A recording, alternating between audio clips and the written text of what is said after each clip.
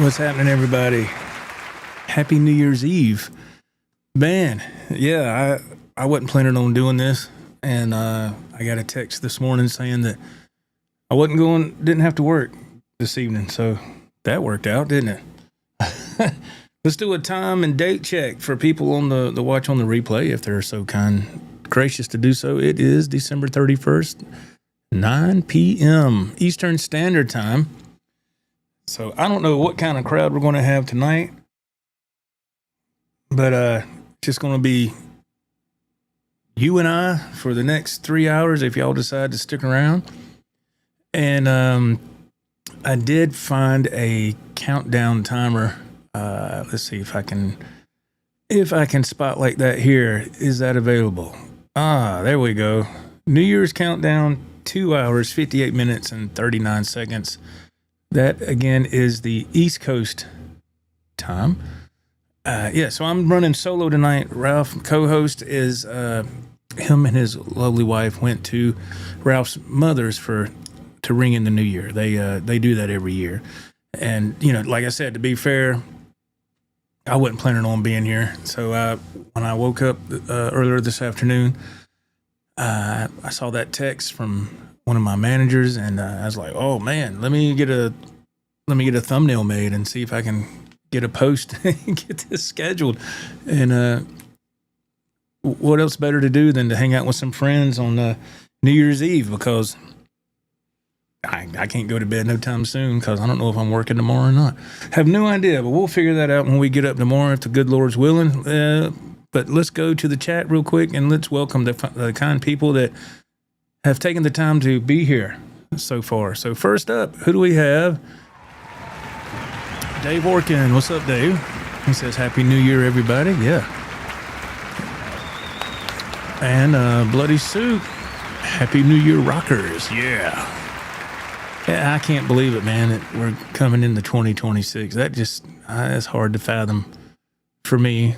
We'll talk about what we've done this past year and everything else. Y'all can feel free to put that in the chat if you want to share it. I'll read it out loud, and we can have a good old time. Mr. Lloyd Dinkle, hello, gentlemen. Happy New Year. How you doing, Mr. Lloyd? Good to see you, man. Thank you for being here. Mr. Michael Curtis is here. Joe, I just wanted to say that you've given me the inspiration to get more info fixing my own guitars and also to start coming up with my own song ideas. Wow, that's really nice. Happy New Year to everyone. Mr. Curtis, that's really nice, man. Thank you. Thank you so much, man. And I have a cool story to share with y'all a little bit later that happened to me earlier, which was total, like, one in a million things, There he is, the butcher, in the chat. My brother, man, Ralph, the German butcher, he's there. What's up, brother? Tell your mom I said, hey, man, if you don't mind. And Val, tell her I said hello. And let's see, Mr. Brian Powers, Happy New Year, Joe. Mr. Powers, hello, man. How are you? Thank you for being here, man. I appreciate that. Dave said it's going to be a great crowd tonight. I hope so. Rico B, what's up, brother? I got to move this thing here so I don't lose my chat scroll. I just received my Joyo Jam Buddy 2 today in the mail. It's so fun, Bloody Soup says. That's awesome, man. That's awesome. Carrie Crouch, I believe. Happy New Year, Joe. Really enjoyed your video today on your old BC Rich reunion. Thank you very much. I will... see if I can pull this down. There we go. Now I can start to showcase them again. This chat little scroll button, it gets to this thing on the screen, and if I let go of it, I can't get it back. It's so weird. That's the only thing about EvMux I don't care for. Once I get past that point, I can do it. RG, Happy New Year. What's up, my friend? Happy New Year. Rhodey's Jam Cave in the house says Happy New Year. Hello, man. Man, everybody's showing up. Wow. I didn't expect this. I did not. Mr. Paul Lou, hello, man. He goes, Happy New Year. Happy New Year to you as well, sir. Thank you. Thank you.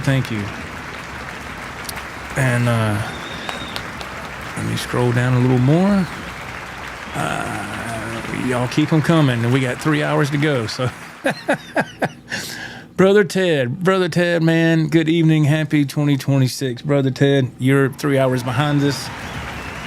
So I know it's going to be a little bit longer for you and everybody on the West Coast. But Ted, I want to say, man, I'm sorry. On the show Saturday night, I didn't see your comment where you requested a song, and I didn't see that until I got finished and I was watching the replays. I can't see the chat while I'm playing, and if I'd have known that, man, I would have played it no problem. So hey, I still might play it later for you if you want. But I wasn't ignoring you, man. I just couldn't get to the chat. I'm sorry about that, brother. I saw that. I said, oh man. Let's see. Dave Orkin says, replacing the bridge and tuners on that blue SG, Joe, while I'm on tonight. Oh yeah. Okay, good, man. Good. I like doing stuff like that. If I'm doing any guitar upgrades or maintenance or anything like that, I like to watch. The only show I watch when I have a time or two, when I have a chance to watch anything is Phil's channel, Phil McKnight. I like it because he timestamps his stuff, and you can just go to wherever you want, and that's where I got the inspiration to timestamp my stuff. You know, that way people can just jump where they want to, and they don't want to watch the whole thing. Ralph the German Butcher, see, Joe, you don't need me. Man, don't even try that, dude. No. It's not right with you. It don't feel right with you not here. I can tell you that. It feels weird. So, yeah, you definitely, I know you can't tonight, but don't ever think that, man. The Dog Puh, what's up, man? How are you doing? Happy New Year's Eve. Happy New Year's Eve. Let's see who we got. Is that Wade Lansby Jr.? Happy New Year, Joe, Ralph, and everyone else. Thank you, sir. I appreciate that so much. Thank you very much for being here. Thank you to everybody who's taking the time to be here. Let me scroll down. People are talking to each other. That's awesome. That is so awesome. The dog put, you guys are just cool, my friend, and I love the doggy. There you go, man. There you go. Let me see. We got, let's see who we got. Oh, man, we got Mr. Edwin Crane. What is up, brother Edwin? He goes, hello, sir. Happy New Year. Hello, my friend. Good to see you here. Thank you so much. Let's see. It takes me a second to scroll through these. Everything's so small on my computer, and sometimes I might misread comments or something, or leave a word out, and I apologize if that happens. Dave Workin, I like Phil's show as well. It's good stuff. Yeah, I enjoy his channel, man. I've been watching Phil for a long time. I remember when he first started, when I first noticed him, when he was shooting videos on his phone in his house, and he would just like be sitting in the corner of a living room and just have his phone set up. I mean, that's what you do, man. I still do that today, use my phone because technology has advanced so much from, just 5 years ago. My stepdaughter got the new iPhone. I think it's 17, I think. She just got it literally, I think, over the weekend. And I asked her if she liked it, and she said, I need to have time to kind of mess with it. And she goes, I'll let you know. Her and I have always been the tech nerds in the family. If she got a new phone, I'd get a new phone because she was like, here's what I got. This is awesome. And I'd be like, oh, man. And it's because of her and my son and his wife. They convinced me to go from Android to iPhone. And that was, I think, 2 years ago. Almost 2 years ago. Had to be 2 years ago. And man, when I made that transition to iPhone, I said, "Oh man!" And the reason they suggested that, they said, "Because we know you like to make videos, and it would be best you'd get better quality, with the video quality with the iPhone." And they were right. So iPhone from here on out. And but mine, I paid mine off earlier this year. I got to be careful what I say because this year's about gone. So I paid it off earlier. So it's nice not to have a phone payment. You know what I mean? Let's see here. John Landino, am I saying that right? Happy New Year. Hello, sir. I hope I'm saying that right. And if I mispronounce anybody's name, please don't take that personal, especially if I'm not familiar with seeing your name. We're getting new subs and new people coming in the live chat. Seems here pretty regular, and it's fantastic. This channel isn't as big as other popular shows, but we're trying. Ralph the German Butcher, we need a new Joe and Ralph jam for the new year. That's right. We do, man. We do. We're going to definitely have to do that. Let's see. Stromberg, you're jamming on a Stromberg dog? That's awesome, man. That's awesome. Ted Ferris says no worries. Yeah, I'm sorry about that, brother. MPL, let's see here. Hello all. Hey man, how are you doing? Thanks for being here. Blue Moss, brother Blue Moss. You go, hello all and Happy New Year. Happy New Year, man. It's good to see y'all. Let's see. People talking to everybody else. That is very cool. Bloody Soup. Hey, man. Hey, Joe, are you going to do a must-have or don't buy of 2025? Maybe you can share what you were most excited about of the year in guitar gear. That is a great question, man.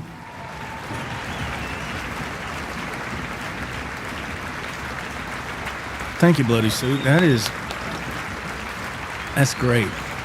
Thank y'all for putting some ideas out there, because I'm coming on here cold. I'm like, what am I going to talk about? Because my co-host, he's doing his thing, and I'm like, damn, I'm flying solo, man.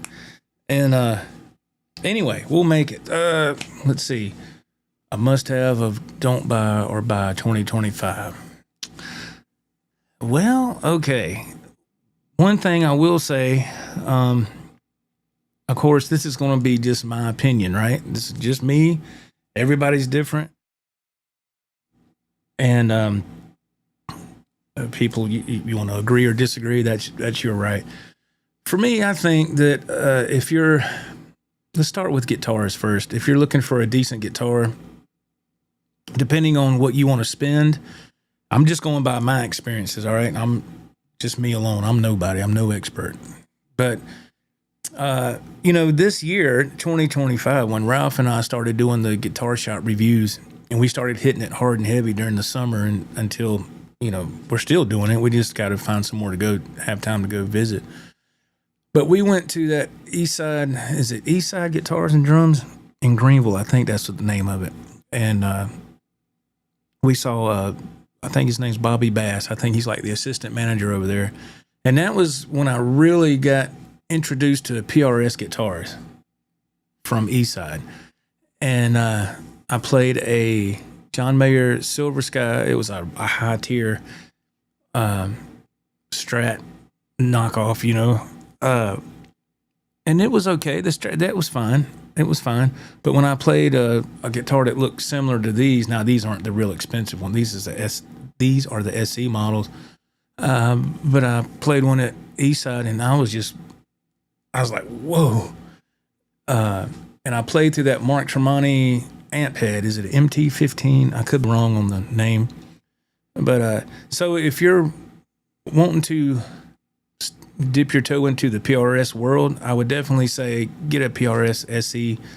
Definitely do that. I mean, I'm just floored at the quality that you get, and you're going to drop about. I mean, I look for them used on Reverb. I got one coming Friday. I found another PRS online, and it should be the when Ralph and I went to a Cornerstone, we saw Candy, and we saw there was a green one that was next to it, and we called it, or Ralph called it. I didn't come up with it. He did. The Cotton Candy Twins. This one was light pink, and the other one was like a turquoise, something. So that's what I have coming Friday.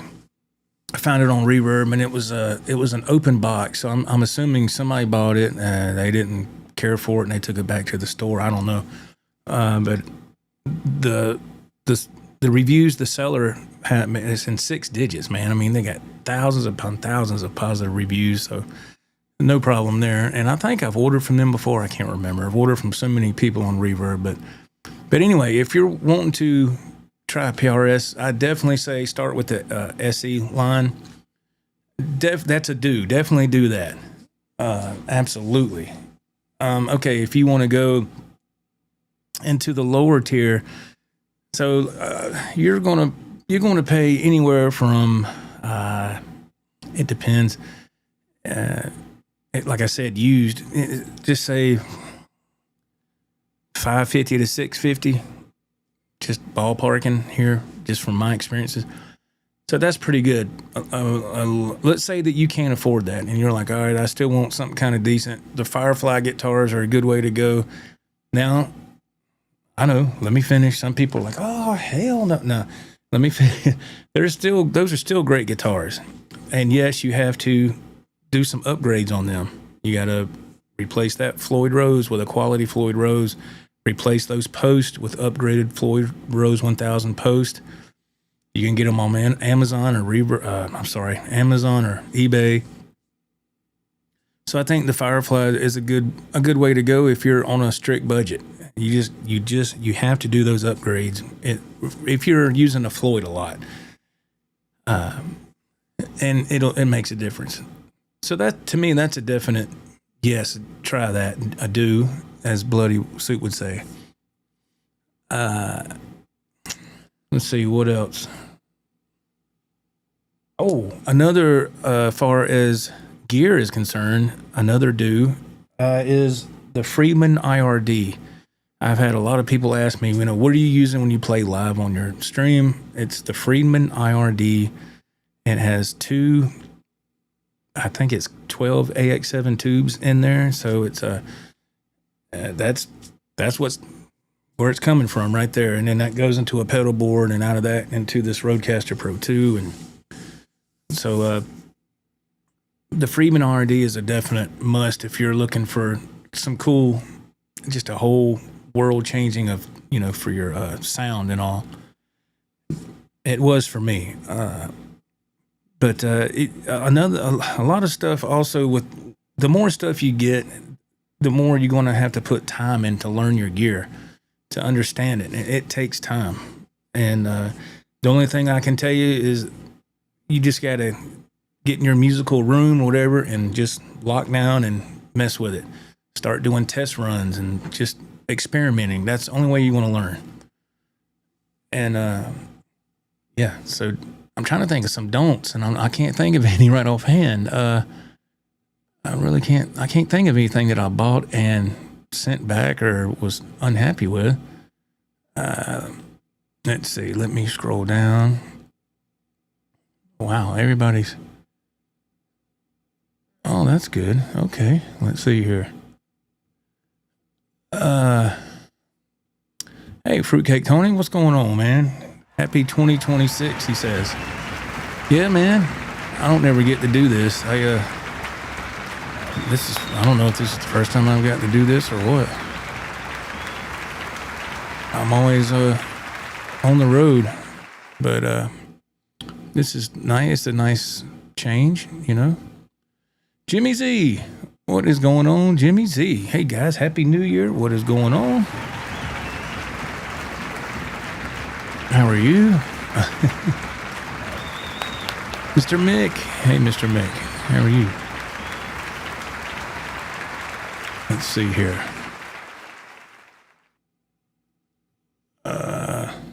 Joe has mellowed out in his old age. He won't visit Rob's music store. YouTube, man, has really changed a lot of their stuff over the past few years. And that's a big reason. Yeah. Yeah, I've been working hard to build this channel up to the small audience it is now. And I don't want to risk, what could happen if I brought that character back. It's just not good. It wouldn't be good for me. Let's see. Edwin Crane, if I was looking for a Les Paul style, the Gary Holt EC Liquid Metal Lava. All right, there you go. Let's see here. Y'all have any New Year's resolutions? I don't ever do that, but some people really swear by that stuff. Man, I had it and it jumped. Let's see. Okay.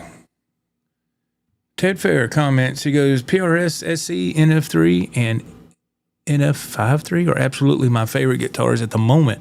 I love how he said at the moment. I love that. I think the narrow field pickups sound phenomenal and are so versatile. Yeah, I don't. Let's see. The one I got coming, it's an SE, and I want to say on the description it said it was. Did it say S pickups or something? I don't know. All I know is they sound great, man. These guitars sound great, and I got the one right there with the Floyd. Sounds amazing, man. I was like, golly, boy. It's a fantastic guitar.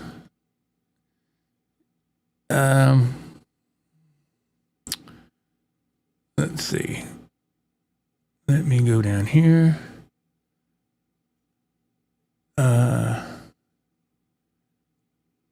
Yeah, I know that, Dogpa, but there's a lot more involved than that. And it just was like 8 people like that skit, and it's not worth dragging that out to for some high risk thing. But I appreciate you being a fan of it. I really am. And let's see, what else, man? Yeah, any resolutions? I don't do that stuff, man. I don't know. I think that's if I just don't get in all that. I just I just take it day by day and do what I can do, and that's it. This year I'm going to stop. When I guess about, getting close to 8 years ago now when I quit smoking. What kicked that off? What kicked that off was the way my doctor told me. It was it was around maybe October or something of that year. And I went for a checkup, and my doctor, he's retired now, and he retired earlier this year. And this was, about 7-8 years ago. He's looking at my file, and he said, well, it says here that I see you're still smoking. And I was like, yes, sir. He goes, you know what? I'm not going to sit here and preach to you about quitting. When you want to quit, you'll quit. So what can I do for you today? And that was the way he said that. I was like, yeah, why don't I quit? And the thing that pushed that nail all the way was I got a phone call from my father. Y'all know, if you've been watching this channel for a while, I drive a rig for a living and I work nights. And I was heading to the beach, heading to the coast. And of course, this is when my father was still alive. And he was diagnosed with cancer. He went into remission a couple of times. But this is one of those periods where he was in remission. So I'm driving, and he calls, and I see his name come up on the screen. So I had my headset on. You have to wear a headset when you're driving a rig, talking on the phone. So I answered the phone. I said, hello. He goes, hey, what you doing, boy? And I said, I just driving down the road. He said, I want to ask you something. And my dad always had a a great way to just present things in a certain manner that would really make me think. And you know, when you're younger, you think you know more than your parents and all that, which we don't. You know, you think you're sneaky. You think, you know, sneak out of the house or go do this and that. They won't know, and you might get away with one or two of those, but eventually you can't keep pushing your luck. You'll get caught, right? So anyway, he called me. I'm heading to the beach, and he said, "I want to tell you something." I said, "Yeah." He said, "Do you remember how old I was?" This is what my dad said to me. "Do you remember how old I was when I quit?" And I said, "No, sir." He said, "I was 46. He said, "How old are you right now?" And at the point in that conversation, I said, "Well, I'm 47. He said, "There you go." He said, "Look at what all I'm dealing with right now." So he didn't start having any issues. He quit at 46. He didn't have any issues until he got to his early 60s. And then he started having issues. And then and what's crazy is they caught his cancer, his lung cancer. He had lung cancer and he had some cancer in his esophagus. They caught all that at stage 1. Stage 1. So you would think, all right, they caught it early, they can get it. No, not for him. That didn't happen that way. But just when my dad told me that, first my doctor, he said, "Hey, I'm not going to preach to you. You'll quit when you want to quit." And then, you know, a few weeks goes by or whatever, and my dad with that phone call. And he said, "Just think about that. I was 46 when I quit, and look what I'm going through now. I'm in my mid-60s at the time. Here I was, 47." And man, that just hit home for me, man. And I remember I talked to him for a little bit. I got off the phone, and I flipped open that carton of cigarette, Marlboro Special Blends or whatever they were. Man, cigarettes have gotten expensive too. And I had 2 left. So I went ahead and said, "Yeah, all right, I got one." I'm driving, and you think that this won't happen to me, man. You're immune, like you're Superman or something. You're like, "Nah, man, it ain't gonna hurt. I'll be fine. That's other people." And a little bit later, I had that other one, and I just kept thinking about what my dad said, because when you drive for a living, you're by yourself. Upon hours out on that road, you do a lot of thinking, man. You do a lot of thinking. I've thought about things too much at certain times. I'll be in the cab of that truck and I'll get ticked off about something and I'll be ready to fight, man. And I'm like, wait a minute. I'm the only person in the cab of this truck. You know, who am I mad at? You know, what I'm going to do, get out and shadow box or something? I mean... And so I kept thinking about what my dad said, and I decided to quit. A couple of days went by, man. I know how hard it is to do that. It's tough. And it took 2 weeks. And at the end of that 2 weeks, the urge started to finally disappear, slowly but surely. Finally, I couldn't believe it. I was like, I don't really feel like having one, man. And but the one thing that, not that it went away, but it was dulled down a lot, was my sense of smell. That really came back twice as good when I quit smoking. My sense of smell just went from here to, it improved greatly. I was shocked. And one thing that it took me a while, was I have my work shirt on, and I'd always reach for my pocket. That's how my cigarettes were in my left pocket. And I'd be driving, I'd be going like this, and I'm like, oh yeah, I don't smoke no more. Just habit, reaching for a cigarette. But yeah, so after that 2 weeks, I quit. And there would be times that I might be dealing with something or whatever, and I'd get stressed out, or something to do with work or whatever, some BS is going on. I'm like, damn, I want a cigarette, you know, but it's all up here, man. It's all up here. And if I can do it, anybody can do it. I can tell you that. So, yeah. But I was able to let that go. It wasn't easy, but I did it. So that's one thing I did. And I don't, not that I was a big drinker before, but I don't drink alcohol no more either. I let that go. I did that earlier this year because it would just, I don't know, man. It messed with my stomach. It was just, so I'm like, wow, I have no vices. I have no, I can't get a buzz. I can't, have no alcohol or liquor, and I don't smoke. I don't drink coffee because I don't like that. So this is the only thing I drink, man, is either Sprite or Pepsi. That's it. Or water. Sprite or Pepsi. I'm sorry, Sprite or water. My wife drinks Pepsi. She's the Pepsi-holic, but I drink either Sprite or water.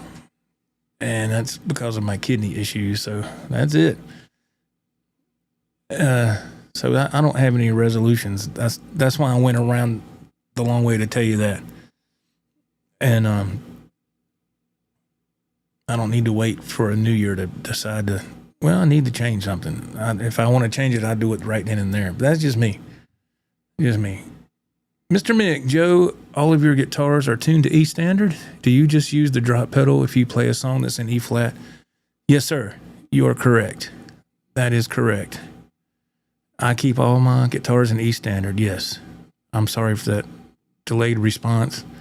I got long-winded there. Let's see.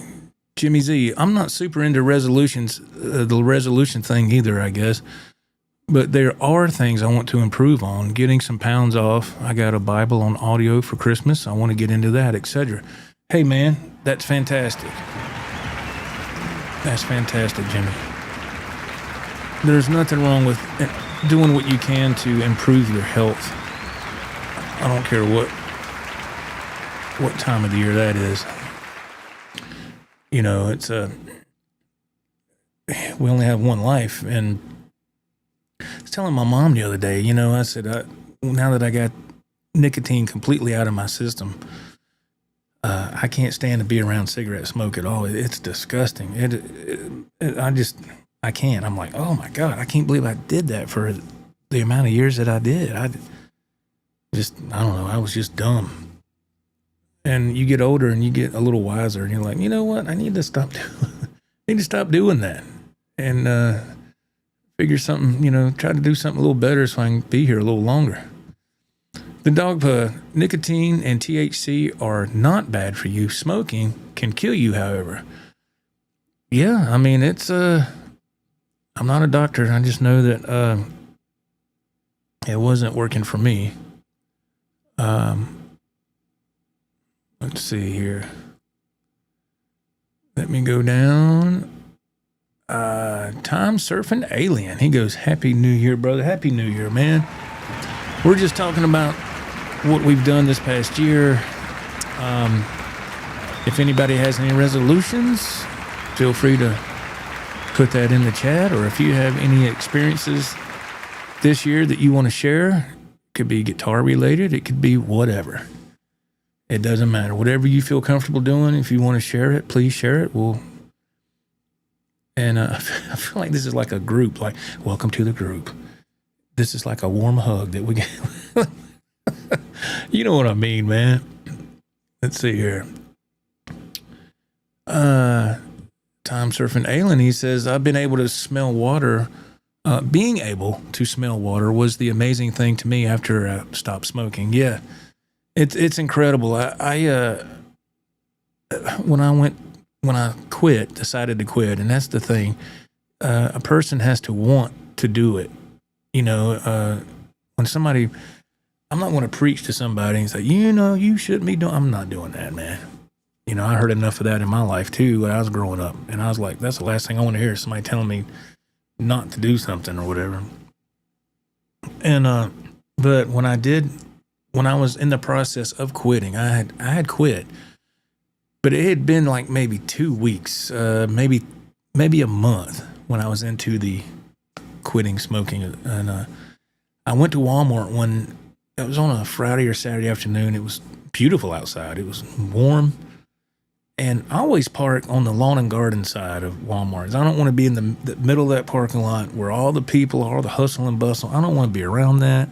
That's where people's cars get dinged up and all that stuff. So I'll park off to the side of the building. If I got to walk a little further, so what? I need to walk. But I went in Walmart for something one day. I don't really go there that much, but I went for something.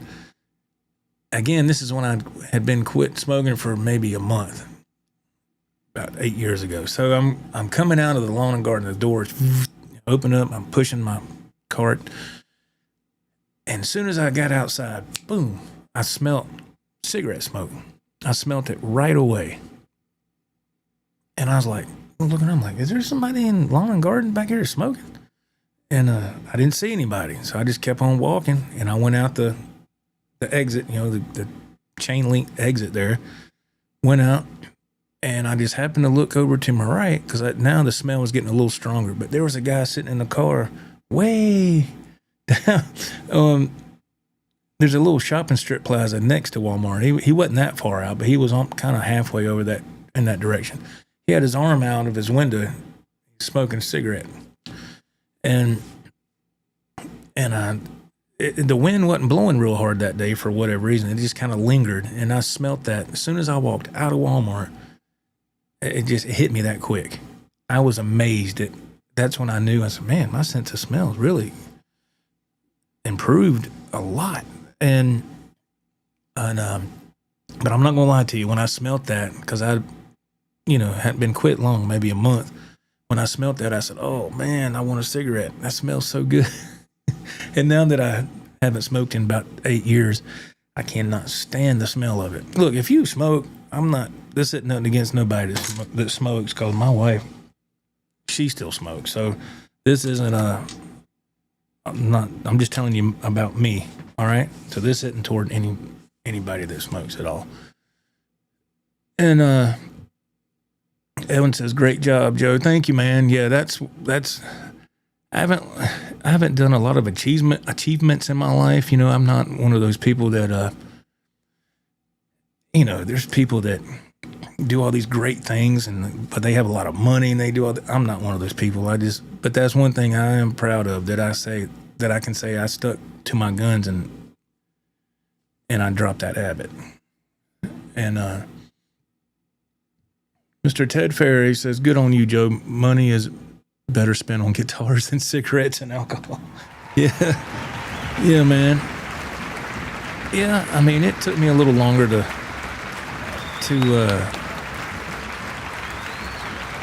get that through my head. Oh, I was talking about how expensive cigarettes are. I don't know about where y'all are at, but I went to the store. It was over the weekend, and my wife said she sent me a text of things she wanted me to get at the store, because when I'm not working and I'm off on my weekend, she wants me to go to the store. I don't mind going, because she goes, you don't mind going to the store? I said, no, I don't care. As long as I'm not getting in no big rig, I don't mind driving to the store. It don't bother me, because I can get a shopping cart and I can walk around, get the items, and I can just be amongst people. I don't talk to anybody. But when you drive all the time and you're alone, sometimes it's nice to just be around people. You don't have to interact with them, but it's just nice it makes you feel normal, You're like, oh, okay, yeah. Sounds weird, I know, but anyway, she on that list, the last thing on the list, she goes, and get me 2 packs of smokes, please. I said, okay. And every time she asked me I always forget to get cigarettes for her, because I don't buy cigarettes no more. So it's not in my mind, oh yeah, I got to get cigarettes. That's out of my mind now. Even though she'll ask me, can you get me cigarettes? After I done got all the groceries and all. And I'm like, so I took all the stuff out to the truck in my little Ranger. Oh, I had to put it in the shop. I'll talk about that in a minute. Oh my God. Ugh. And so put everything that I could in the front cab of the truck, which is a small little truck. Put the rest in the back. And it dawned on me. I said, oh man, I didn't get her cigarettes. Well, I can't go back in the store because I got all the stuff in the back and somebody will steal it. But they have a little fuel island in front of the grocery store, a little fuel island / gas station. So I drove up there. It's still part of Ingles grocery store here in South Carolina. And I walked up to the window. I said, man, y'all sell cigarettes? Yeah. I said, you got Marlboro Light Special Blend? No, we don't have that. And I said, do you have Marlboro Lights? Yeah. And those are a little bit more expensive. I don't know by how much. Cause like I said, I don't buy cigarettes no more. So I said, well, give me 2 packs of Marlboro Lights, the white and gold shorts. All right. He goes, can you believe how much these were? 2 packs.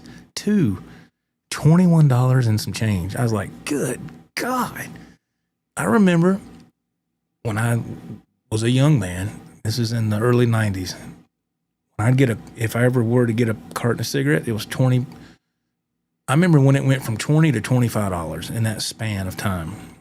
That was in the early 90s. And now a carton of cigarettes is going to run you, what? Good God, 10 pack, 10, what, over $100 for a carton of smokes? Whew. Oh, well. That's a lot. That has really went up a lot. Okay, MPL, he says, I quit smoking about 6 years ago. All it took was a heart attack. Oh, my God. I'm glad you're all right, sir. Yeah, that was another thing that kind of contributed to me wanting to quit. I started having these little heart flutters, man. When I'd have a cigarette, I had these little heart flutters. And I thought, what the hell is that? But when I didn't smoke, I didn't have those flutters. So that was another thing that made me go, you know what? I flicked it. I said, I'm done with that. Anyway, Jeff K, he says, I'm just addicted to gear, man. Happy New Year. What's up, brother? Yes, me too, man. Addicted to guitars and gear. Absolutely. Absolutely. Thank you, Mr. Trainer. I appreciate it, man. Thank you. Thank you.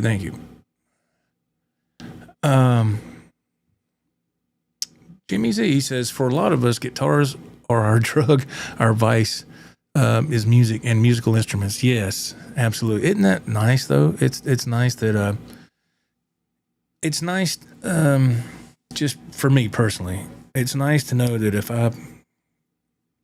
I spend money on something like this, you have something to show for it. You know, you have something to show for it. And if you get into a pinch, you can probably sell some of it, and you might not get what you paid for it, but it might help you out later. Let's see. Joe, I drink tea, lemon water with a small bit of salt. 'Tis my sugar-free Gatorade. There you go. Yeah, I'm sorry, I left that out. I do drink Gatorade Zero. Is that it? Yeah. No sugar in the Gatorade. I didn't realize sugar was bad as it was for you, man. And I've tried that Zero Sprite. Oh, God. I was like, that sucks, man. I was like, ugh. And when I went to the store over the weekend, I did get some Gatorade, and I wasn't paying attention, and I got regular Gatorade. And my wife said, do you realize you got the regular Gatorade instead of Gatorade Zero? And I said, oh, really? I said, that tastes damn good. Oh, man. Your SG is complete and looks great, Dave says. That's awesome, man. That's awesome. Good. And that's a good feeling, isn't it? Edwin Crane says the Bible is the best book ever written. There you go. All right. Edwin says I roll my own smokes. Yeah, like I said, hey, man, nothing wrong with that. I'm just telling you my story. Let's see. The dog pup. I got a $4,000 guitar. Is that right?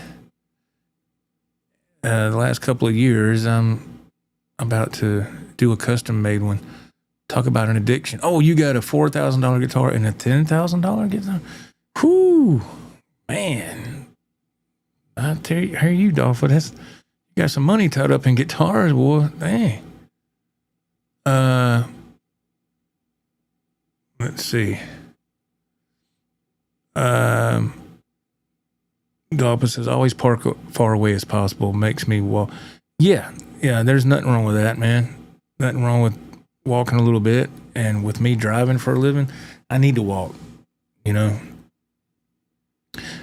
And Bill Trainer, thank you, man, for the super chat, brother. I appreciate that. It's really nice, man. Thank you. Thank you, sir. Oops.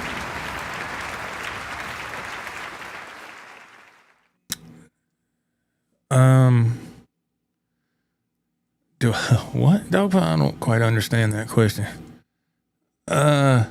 Let's see. Let me see here. Bill Trainer, the butterfly guitar, went to that little girl tonight. Oh yeah, Bill sent me a video of a guitar he made for I think a special needs child, and said, well, that was nice, man. Let's give a round of applause for Bill doing that that was really nice, man. That's all right there. Let me see here. What we got? Tim Road. Oh man, Happy New Year. Hey Tim, I don't know if I'm saying your name right, but Happy New Year, man. Thank you for being here. Thank you. Let's see.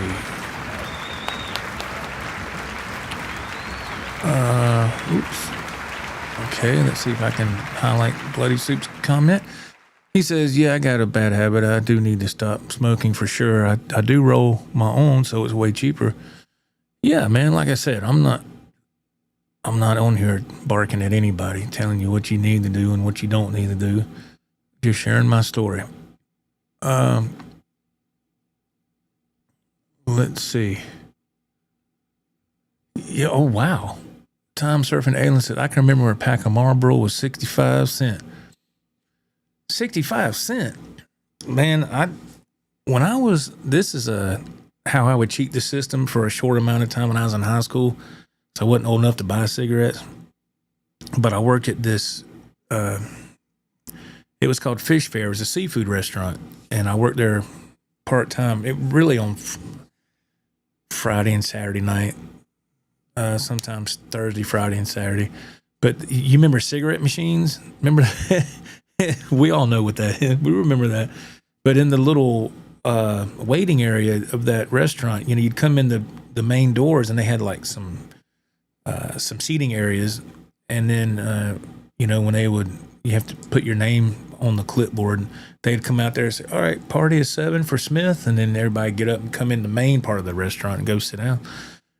So there was a cigarette machine out there. And I remember I got there one afternoon after school to work that night. And I remember cigarettes were $1. I had 4 quarters in my pocket. I said, I can get me some cigarettes. I thought I was, some hot shot or whatever. And I remember I went out there and with nobody around, I went, boom, pulled the lever, got my smokes, and put it in my pocket. And I said, there you go. Yeah. Crazy. And that was, I remember,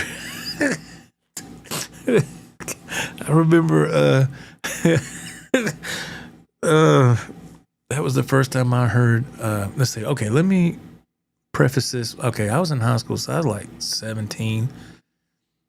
So the waitresses that were working there, they were probably in their early 20s.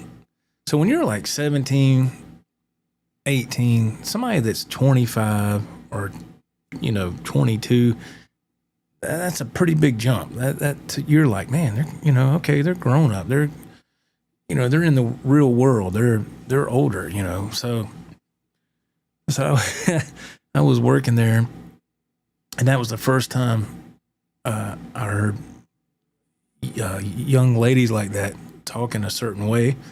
And I was over there cleaning tables, and I was like, what did she just say? Because they'd be talking to each other. They'd roll in their silverware, and they're getting the ketchup bottles ready for tonight's crowd. And I was like, I thought only guys talk like that, man. That was an eye-opener. So I was like, whoa, man, okay. So, yeah.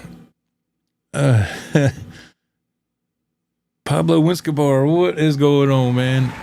$1.50 a pack when I was a kid for cigarettes. Yes. Things have changed. They really have. What? A pack of cigarettes in Vermont is $15? Good God. Man. Let's see. Pablo Wentz says, you quit 4 years ago. Congratulations. That's great. Good for you, man. Yeah, it's not easy. It's not easy. Good Lord. Bloody Soup says up here where he lives, it's over $14 a pack. Good God. Man. Let's see.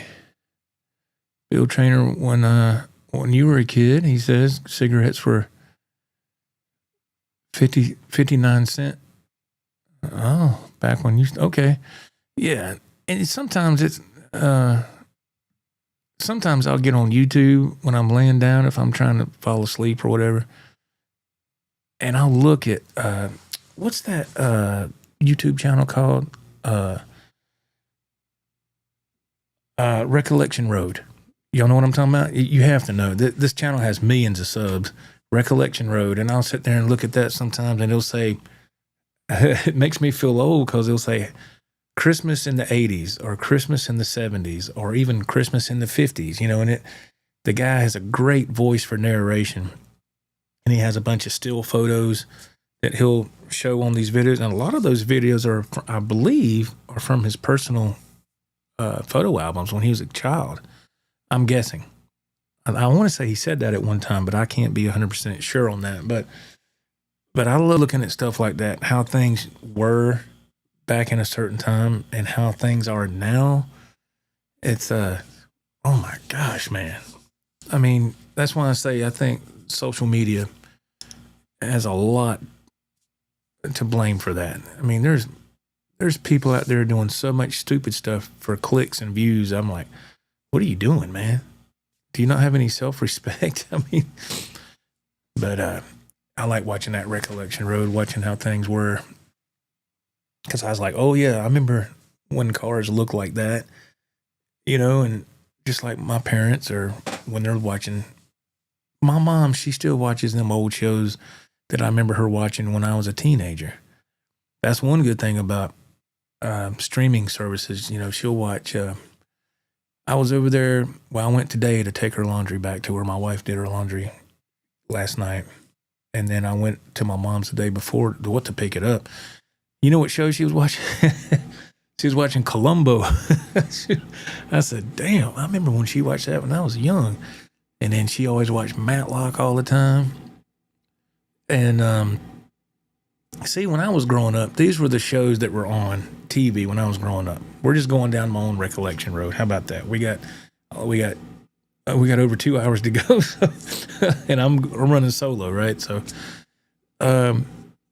so the shows that were on when I was growing up, my favorite was, of course, the number one, Sanford and Son. Number two was Good Times. That was pretty much neck and neck. Those are my two favorite shows. And then Andy Griffith, I Love Lucy, Dick Van Dyke Show. Carol Burnett Show was huge when I was growing up.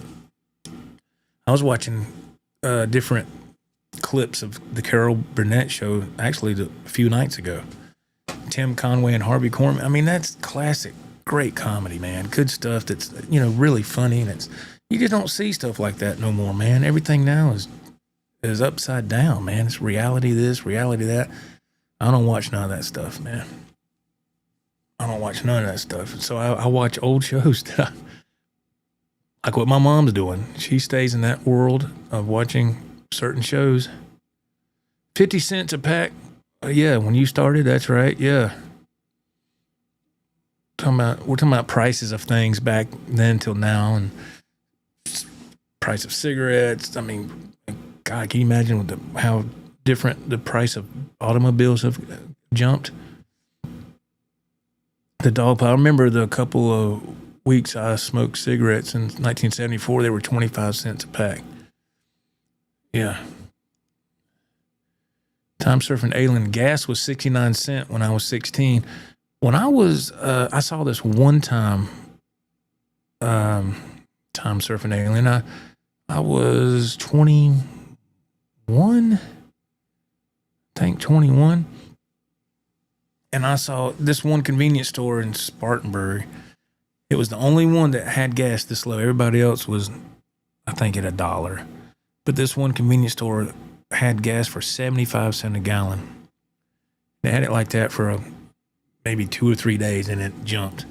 That's the only time in my life I saw gas that cheap. And I remember looking at the marquee, and I said, what? 75 cents a gallon for regular unleaded? And I was like, man, you could fill your car up for $20. Hell, probably less than that. But I remember back in the day, it cost me $20 to fill up my little Cavalier. $20. 87 Cavalier, 5-speed manual transmission. My dad taught me how to drive that. He goes, you drive a stick, you can drive anything. And I taught my son how to drive a stick years ago when he was learning. But you don't see that no more either. All those, I don't think they make manual transmissions anymore, I wouldn't think. Because nobody, everybody, they can't do it. They freak out. They stress out. I can't do it. So they make everything automatic. Same with big rigs. When I started driving big rigs, everything was a stick. Switching gears, I always loved that. Then they went to automatic transmission. And I thought, what? In a big rig? And I started to see why. Because some of the drivers we had, they were tearing transmissions all to head. They were tearing them up. They couldn't drive. They went to all automatics. That's countrywide now. The dog pile. I remember my dad driving away from a gas station to another down the street because gas was 25 cents a gallon, and down the street was only 23 cents a gallon. Now, personally, for me, I remember growing up, I saw a lot of that in my family. To me, I don't get that.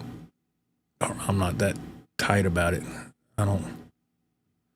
I just don't. I'm like, well, this gas station is closer to the house, and it might be 2 cents higher than 2 miles. I'm not worried about that. Are you really going to save that much money? Not really. I'm not going to really worry about 2 cents or 3 cents. For me personally. Blue Monks, I love sugar. Steering clear of all items. Steering clear of it at all times. I'm sorry, Blue Monks. He's steering clear of all items. What do you get in the grocery store? Nothing. I'm steering clear of everything. Oh, let's see. Let's see here. Lloyd Dinkle, I quit smoking in 2013 after 35 years and still got cancer. Oh, man. Oh, Lord. Sorry, Mr. Dinkle, man. Come on, man. Whew. God bless you, man. Edwin Crane, corn syrup is way worse than sugar. Yeah, I'm starting to see a lot of things that aren't good for you anymore. The key is moderation, Time Surfing Alien says. Yeah.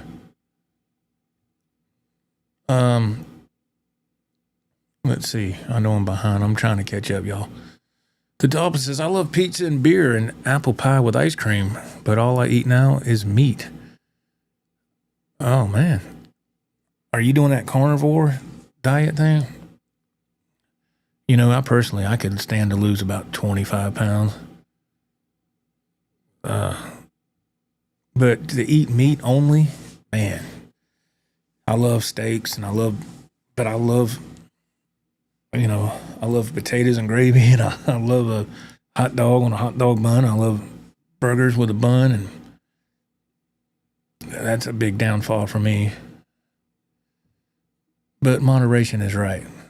Jimmy Z, that's a really nice thing. I think we've got some good cats in our little community here. You created a nice little space here, Joe. Nah, man, it's not me. Y'all are the ones responsible for that. I haven't created nothing. Y'all are the ones that are kind enough to be here and support the channel and show your kindness through here. So I appreciate it.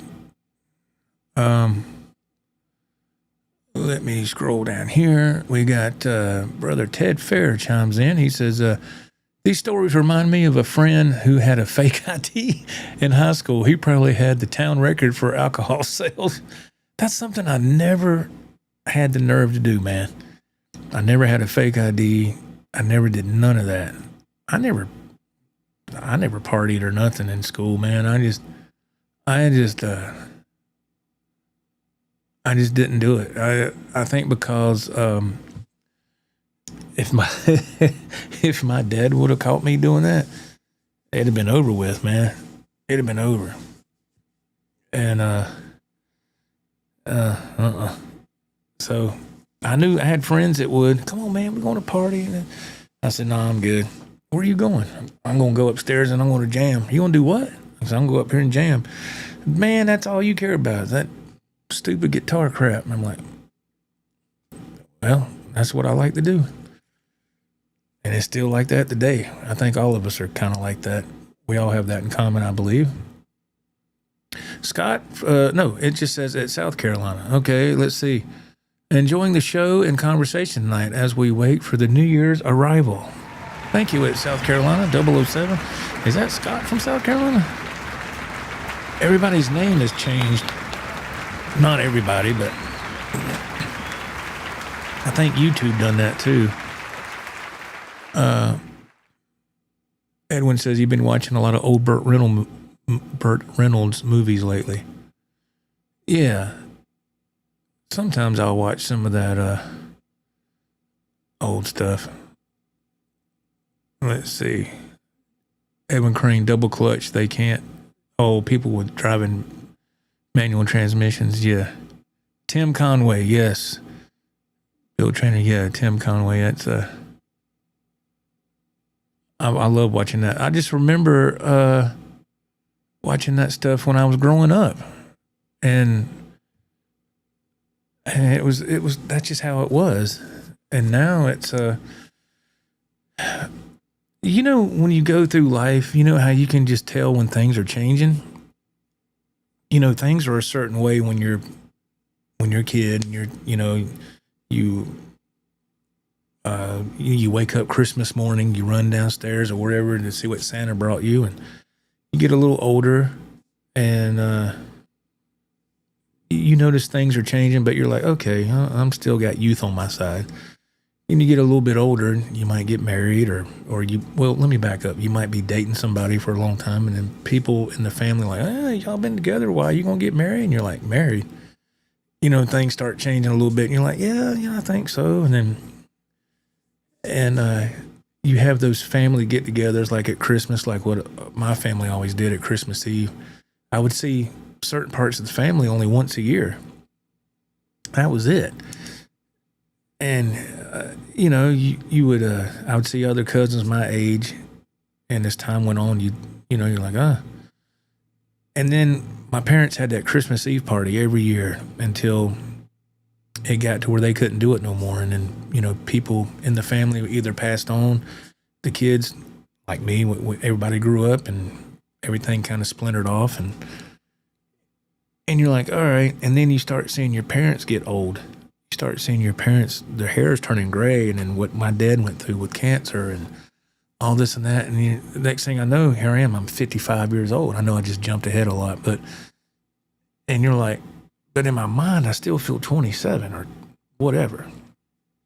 Isn't that weird? And here we are waiting for 2026 to show up in an hour and 55 minutes and 57 seconds. It's crazy. It's crazy, man. So, stay humble, enjoy life, be kind to people, play music, play guitar. I don't care if you learn one song. Just work on that and have a good time, That's the way I look at it. Because it can all be gone like that. Bill Trainer says, brother, thank you for Recollection Road. I'm a kid again. Well, thank you. Yeah, I love that. I love that stuff, man. It's just good stuff. Let me see. Oops. Oh, I got somebody talking to somebody else. Okay, let's see. Oh, thank you, Edwin. That's nice, man. Yeah, I Let's see here. Oh, this just came up. What does this say? Oh my goodness. The dog, your dad he made it to 95. Your mom is 95. They both got memory stuff at the end. So I'm concentrating on my diet. Well, that's good for you, man. Wow. That is amazing. That's a blessing that your parents are in their 90s. That's amazing. That's incredible. Yeah. Yeah, I'm very thankful that my mom's just right down the street. And yeah, it's yeah, well, you know, when she was in the hospital, you know, I told y'all about that. When she was in the hospital, I guess a few weeks ago or whatever, that was scary, man. That was scary. And when she got taken by ambulance right down here to they had her there at this hospital down here for a little while. Then they ended up transferring her to Easley Baptist or whatever it is. That stuff starts going through your head, you know, about all those Christmases I had when I was young and the things that your parents do for you when you don't realize till you get older, and all the sacrifices they made and all those nights my dad worked overtime to provide for the family, and where I would have a good Christmas. And of course my mom, she worked all her life too, and I'm the only child, so I didn't realize that till I started to work. And my dad, they say you don't really respect or appreciate anything until you partake in it, right? Let me give you an example. So I just graduated high school. This was in 1989. I was supposed to graduate in 88, but I failed 7th grade, so I had to repeat that grade. So I graduated in 89. So I get my first full-time job working at this rinky-dink place called North State Products. They sold a lot of like generators, construction stuff, you know, shovels and nuts and bolts, anything that somebody would need on a work site, construction site. And it was a small outfit. It wasn't a real big place, but these two old people owned it. And they were old back then when they ran it. The old man, he would come, his name was Mr. Gwynn, Gwinn, Mr. Gwynn. Him and his wife ran that business, and he would show up to work every day with a suit and a tie. And his wife would show up every day in a dress or whatever. They were already old when I started working there, right out of high school. So I was making $5 an hour. This is in 1989. Making $5 an hour. So you get into September of 89, and that's when Hugo came through. I don't know if anybody remembers Hurricane Hugo, but those of us here in the Carolinas that are my age, we remember that very well. Hugo was a massive hurricane that came up through the coast, Myrtle Beach and all, and it did a lot of damage to Myrtle Beach. And it came as far inland as Charlotte, where I was growing up at the time, and it did a lot of damage in Charlotte. Huge. I can remember my dad, because he worked for the power company then. He was a supervisor, so luckily, he wasn't down in the field on service calls in a bucket truck. He was inside the office, checking on his crews and stuff, making sure everybody was safe.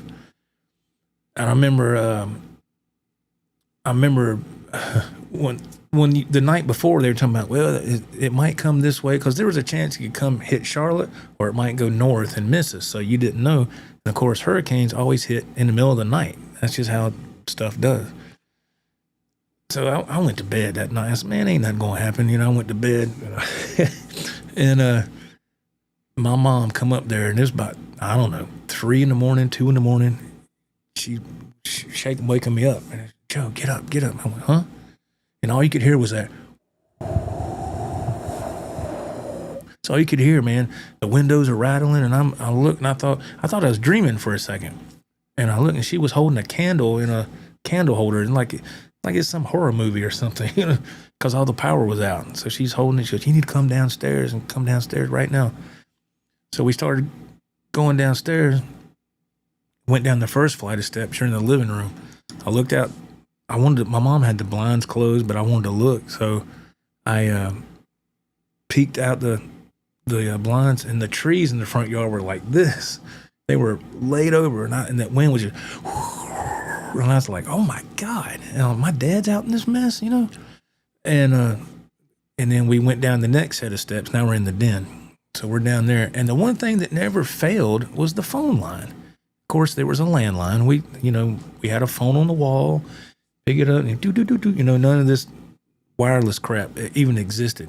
Well, if you had a car phone, you had a lot of money back then, but just for average working people, no. But, and my mom went down there and all the power was out. So she looks at me and she says, do you have a radio? And I had here's an old school term, I had a jam box. It was black. And I remember just by chance, I just put some brand new batteries in that thing like 2 days before. I don't know why, because I always had it plugged up to the wall when I used it, but for some reason I put batteries in it. I guess the good Lord was trying to tell me something back then. But so I did, and I said, yeah, I do, Mom. I ran upstairs. She's like, hurry up and get back down here. I went and got that jam box, came back down, put it on a local station.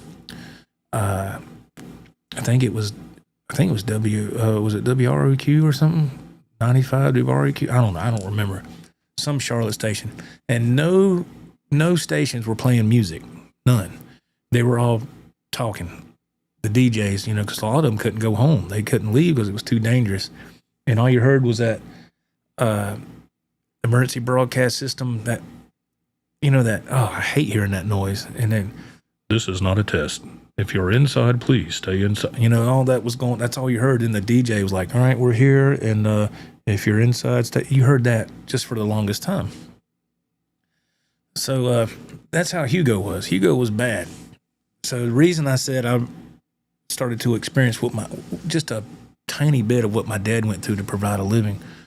So I was working at North State Products. That's when Hurricane Hugo came through. And then you fast forward to maybe about November of 89. My dad says, I was making $5 an hour at North State. Remember that? 19 years old, making $5 an hour. And he said, he was in the kitchen one day. He said, you want to double your money? I said, do what? He said, do you want to double your money? And I said, what are you talking about? He goes, your job, Joe. Do you want to double your money? I said, how am I going to do that? He said, you work for me. He said, but you don't get no special treatment. You're going to work. You're going to learn to dig ditches. You're going to use post hole diggers. You're going to use shovels. You're going to use tamps. You're going to learn how to pour concrete. Manual labor that you don't see a lot of people do anymore nowadays. And he said, I can start you off at $10 an hour. That's big. That was a big deal in 1989. $10 an hour. And I was like, yeah, absolutely. So he's like, I'm telling you now, it ain't, So he started doing that work. And then there were times we had to work all through the night and to get jobs done. Man, I was hazed so bad on that crew. Y'all have no idea. I was hazed so bad on that crew. And because of who my dad was. But I didn't go run to my father. I didn't complain. I just took it. But what that did, what my dad was doing for me at the time, like I was saying, I know this is another long-winded story. You don't realize till you get older and you look back on things. But what my dad was doing was putting me through like almost like a boot camp, sort of, to turn me from a little pussy boy into a man. And that's exactly what that did. It broke me down, and I come out a man on the other side. I learned how to work. I learned how to be a team player. I learned to take care of business when I had to, and a lot of that stuff you don't have nowadays. And working all those long nights in bad weather, we worked outside. That's what we did. There was none of that, well, it's raining, let's pack up and go. What? None of that. You worked till you got the job done. Sometimes we worked 24 hours straight. That wasn't all the time, but there was times it was because it had to be done. We had cops, had the intersections closed down so we could work. It was a lot of hard work. But when I did that type of work, when I was young, I saw a brief glimpse of what my father went through to provide a living for my mother and myself. That's when I understood. It's like, wow, this working thing ain't no joke, man.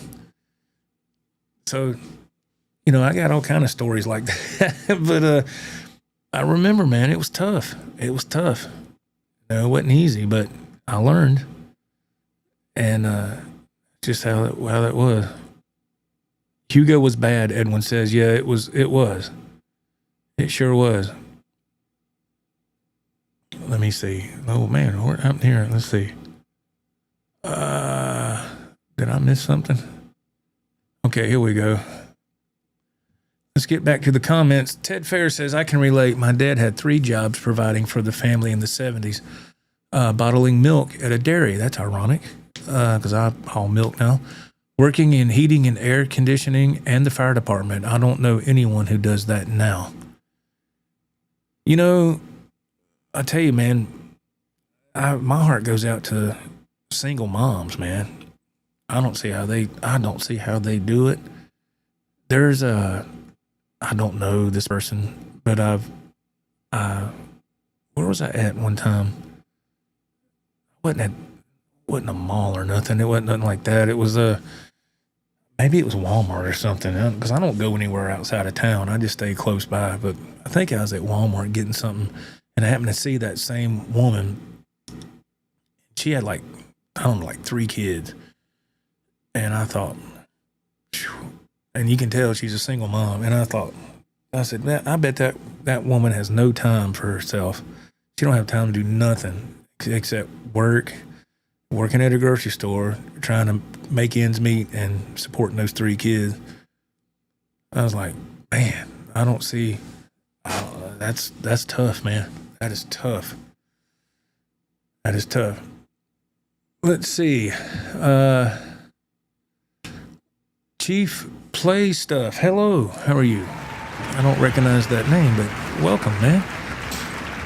I was working third shift at Gaston Gazette when Hugo came through. I couldn't get any closer than 2 miles of my house afterwards because of the downed trees and power lines. It was crazy. So see there's another individual that remembers Hugo. It was a major deal back in 89, September of 89. That was a major deal.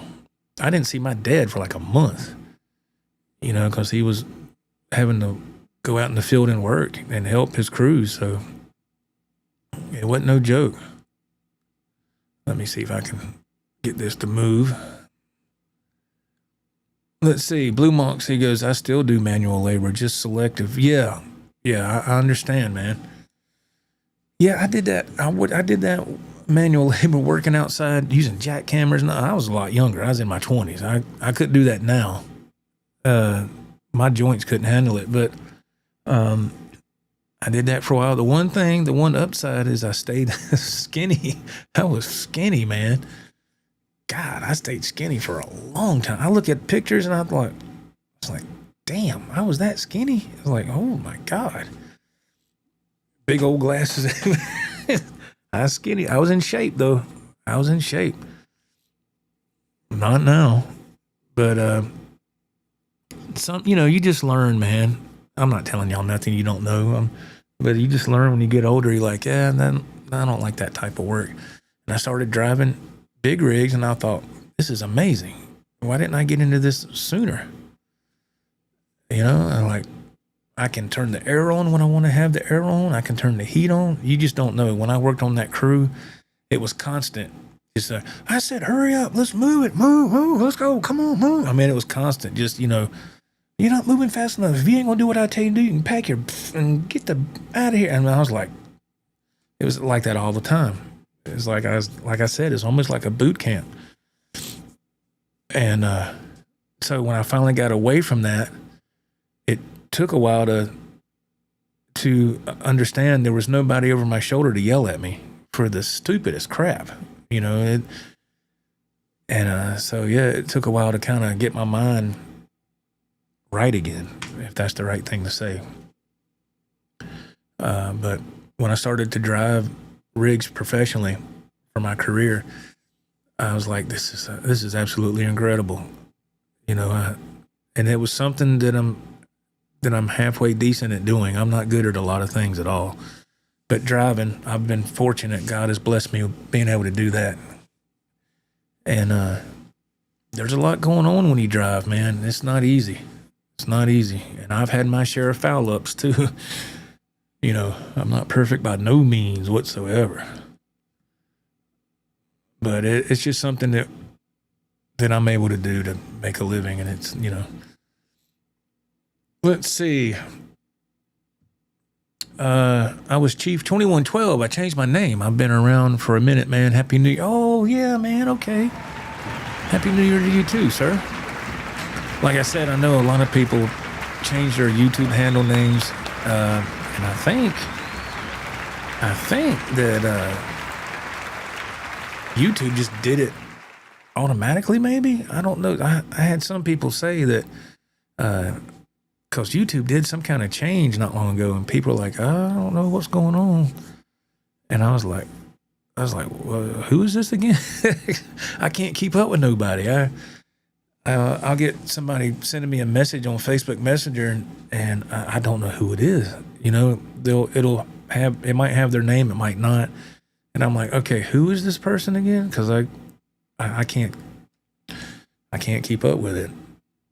So please forgive me if I don't know who you are. It might take me a second, you know. Let's see. Oops. Let me go here. Blue Monks is up next. I think I got this correct. Blue Monks, I do custom waterproofing. I don't know what that is. An epoxy floors pays great, but those 80-pound 5-gallon pails applied, and oh my God, dude. Oh, my hat's off to you. I couldn't do that. Oh my gosh. That is, whew. Man, that's something else. That is something else. Yeah, that's let's see. Let me go here. I think Chief play stuff. Man, I absolutely hate driving these days with people on their dang phones. Yeah, it's yeah, it's something that blows my mind. We actually had some drivers get fired recently because they're so stupid, man. They're driving a rig and they had a phone in their hand like this, and I'm like, that's just what and sure enough, I look at there's when you walk into the office, to the right is called the driver wall. I call it the wall of shame. And it's got all the driver's pictures, and it's in order of seniority. And about 8 little plastic holders on the bottom, pictures have been removed. I'm like, yep, those guys are gone. And it's common sense. Even in your vehicle, you're not supposed to hold the phone in your car. You're not supposed to do that. But you know, it's whatever people want to do.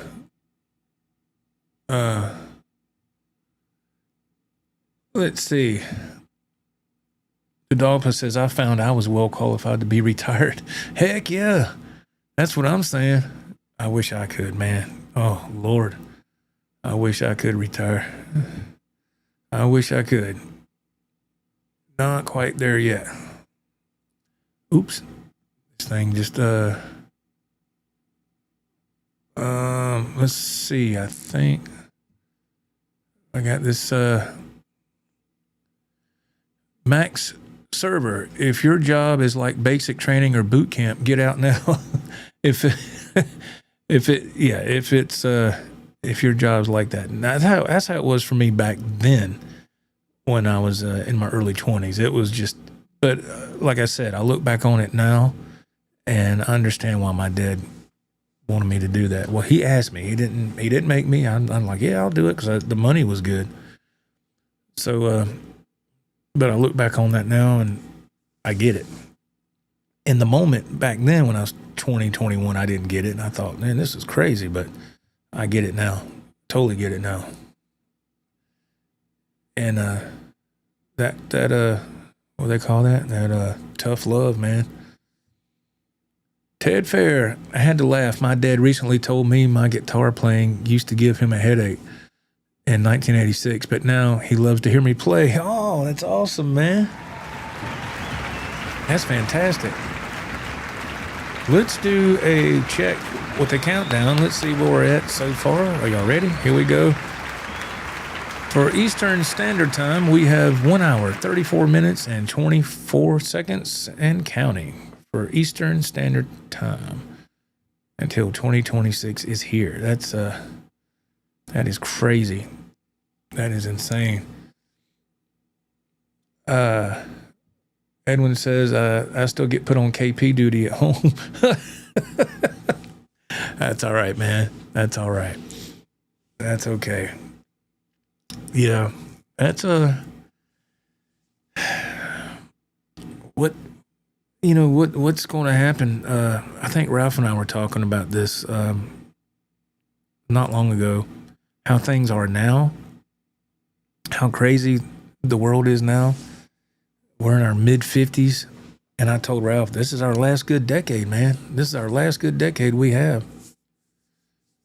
And you know what I mean? Until you kind of having a lot more aches and pains and stuff. And I said, but the world is so crazy right now. Just think what it's going to be like in 10 years or 15 years. I mean, who knows? You know, it's just crazy. I think about a lot of that stuff when I'm driving. Just think about, like I said before, Recollection Road, how things used to be. Things were so simple. And my wife says this a lot. She said, if I could go back to the way things used to be, I would go. The sad reality of that is it'll never be like that again. And the way things are now, it won't be like this for long, and it'll advance and it'll be different. And we'll have to adapt. It's like my mom, here's an example, okay? My mom's phone. She's had the same old iPhone for, I couldn't tell you how long. She's had this thing for many years. So, this was, I think, last weekend, or the weekend before. So my wife was trying to text my mom, and my mom didn't answer. So I tried calling my mom, and it would just straight up go to voicemail. Wouldn't even ring. So then my wife called, same thing. And I thought, well, maybe mom's phone is, maybe it's dead or something, or maybe she's indisposed. So a couple hours goes by and we try again. It's the same thing. So we was like, no, we're going over there. We was getting ready to eat dinner, and we just stopped. My wife said, let's go check on your mother. There's something ain't right. And I said, all right, let's go. So we got the keys and threw our jacket and stuff on. We went 2 miles down the street. It takes 5 minutes to get there because the road's real curvy, so you can't go real fast. And we get there, and I can see that the lights are on in my mom's house, and I'm trying to get the key because it's dark. That house has no lights on the outside because the landlords won't let her have any lights out there except for a porch light. But other than that, you can't put up no additional lights. They won't let you. I checked. They won't let me do it. And so I'm trying to get the key in the lock, and I look through. I can see a little space between the blinds and the window, and I'm looking, and I can hear my mom's TV on in the living room. It's loud, right? And I'm trying to get the key in there, and I said, this key ain't working. And then I see my mom appear, and she's standing there, and she's got the remote in her hand, and she's turning the TV down, and she can hear somebody at the door. Well, I start knocking on the door, right? Pop, pop, pop. I said, hey, Mom, it's me. And she's like, and she goes, what? I said, it's me, Mom, it's me. She goes, hang on a minute. And she turns the TV down, and she opens the door. She cuts the light on, porch light. And she's like, what are y'all doing here? I said, Mom, we've been trying to call you for like off and on for 2 hours. This is why when I'm talking about things, how they change rapidly, right? So, and she had her phone, and she goes, well, my phone's right here. And I said, okay, hang on a minute. told my wife, I said, try to call mom's phone while I'm standing here. So my wife called, put it on speaker. It went to voicemail. I said, you hear that? Mom said, that's weird. I said, when's the last time you rebooted your phone? She said, I don't know. She doesn't know how to do that on her iPhone. So I had to show her how to reboot her phone. And when she did that, her phone started working.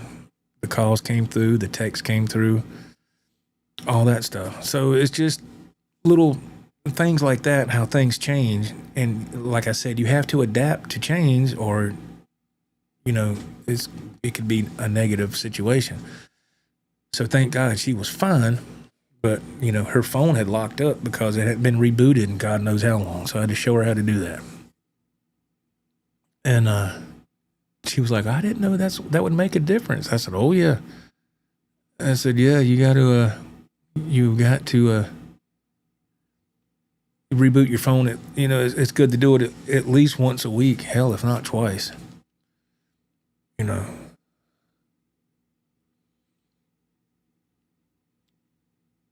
What's going on with silver?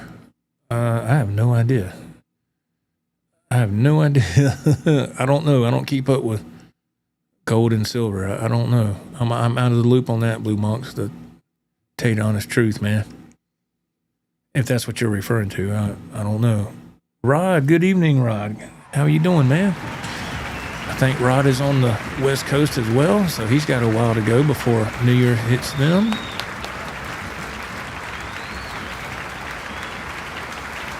Let's see.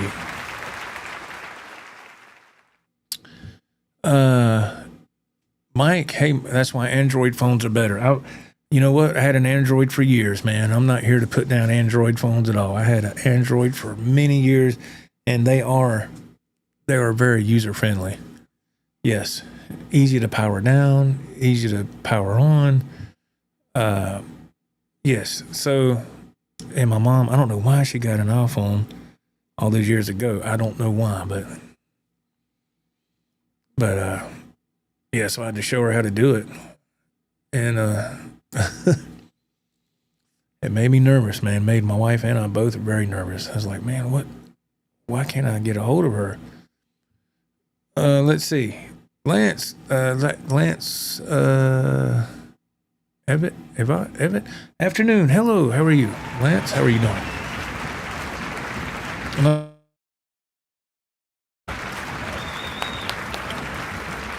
Ted Fair chimes in. Ted says, if it wasn't for AI software, at my work, I wouldn't have time to play guitar, hike, or go fishing. It's been a lifesaver. You know, I have the new song I made last night for that video for the BC Rich thing or whatever, you know. I was getting ready today and my wife was coming there and she heard that song. I had it playing on my phone. I said, I wrote that song last night. She goes, wow. She goes, who's singing on that? And I said, that's AI. She said, do what? I said, now she's not a musician. She's not into none of this, you know? And I said, I tried to explain to her, and she said, she's not a fan of AI at all. And I said, look, I'm talking about just for music. I'm not talking about, it don't matter whether I like it or don't like it, or whether she doesn't like, that doesn't matter. AI is not going anywhere. It's here. I just sit there and said, things will advance and keep advancing whether you like it or not. You don't have to like it. You don't have to be a part of it. But sooner or later, you got to adapt to some of this stuff. You don't have to right now. But yeah, I use the Suno AI generator for my songs because it works. And I told my wife, I said, I can't, you want me to go get some band members and be in a band? I can't do that. And she's like, yeah, that makes sense. I said, it's music. It's my passion. It's what I love to do. So, yeah, Ted, I get it, man. I understand. Lance, good friend. Hello, man. Nice to see you. Nice to see you. Let's see. Mike says, are Are you staying on till the new year? Yes, I am. Yes, sir. I'm going to be on here until midnight and maybe longer. I don't know. It depends on what people want to do. Depends on the crowd. Let's see here. Bloody Soup chimes in. We're just having a great conversation with everybody. Well, we are. I say conversation. I'm the only one that's talking, but you know what I mean. This has been fantastic. Everybody's participating. Thank you so much for making this New Year's Eve special as it is, and I owe that to y'all. Bloody Soup says, yeah, my mom had an iPhone, and I hate it. Too many swipes to get where you need to go. I'm an Android guy. I like my back button. I totally understand. I keep doing this because my nose is aggravating my mustache. It's just, I need to, golly. And, yeah, my wife, she goes, let me see your phone for a second. She hates my phone. She goes, oh my God, how do I get here? And I said, all you gotta do is swipe from the bottom up and it'll go back to the regular screen. She can't stand my phone. I'll never have an iPhone. I said, okay, nobody's saying you have to, dear. Relax. It's okay. Let's see. The Dolphin says, they raised the margins on silver because they don't really have it on paper. They wanted the price to fall so the institutions could grab what physical. I don't know. I think you left a word or two out. Oh, you're talking about the price of silver or something? Yeah, I'm totally out of the loop on that. I don't study that at all. I buy a little bit of stock here and there, but it doesn't have nothing to do with that. Lance, thank you for the super chat. Man, that's really nice. Thank you. Thank you so much. That's very kind, man. Thank you. I appreciate that, sir. Thank you. Bloody Soup. You got to go another 2 hours after midnight, Joe, for your West Coast guys. Oh, my God. I don't think nobody wants to see me that long, do they? Probably. Oh, God. Oh, my. What is my record on here for streaming solo? I think my record is 4 hours. I think that's what it is. 4 hours. Yeah, that's crazy. Well, see, if the chat's good and the chat is responsive, you can go for a long time. But yeah, it's all about the chat, man. That's what makes it all worthwhile. Let me see. I am trying to get this chat to move so I can make sure I get everybody's comment. The Dog Puss says, I could not say anything good about Apple, so I'll say nothing at all. I understand. Hey, like I said, I don't have nothing bad to say about Android. I was an Android user for years. And the reason I switched was because, in my opinion, the video quality was better on an iPhone to make videos. Was it a learning curve for me? Yes. It took me a good couple of weeks to get used to my iPhone, because I was so used to how things work with an Android and with the apps and everything. And now I'm getting into the iPhone world, and it took me a while, but when I got it, I was like, oh, yeah, okay, here we go. And not that big of a deal. Not that big of a deal. But, hey, but like I said, they make different things for different people, man. I understand.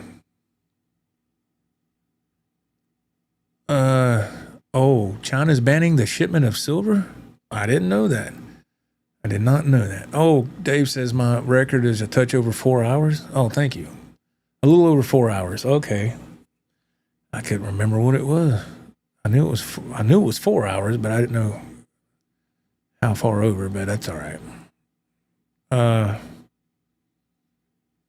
I mean, you know something I just never did? I never went to New Year's Eve parties or nothing. I think I did that one time, and I was probably 20 years old or something. I went with with a girl I was dating at the time. I think. I want to say that was the one and only time. And that just never was my scene, man. I just never cared about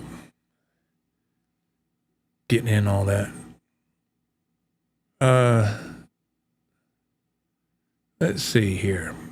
All right.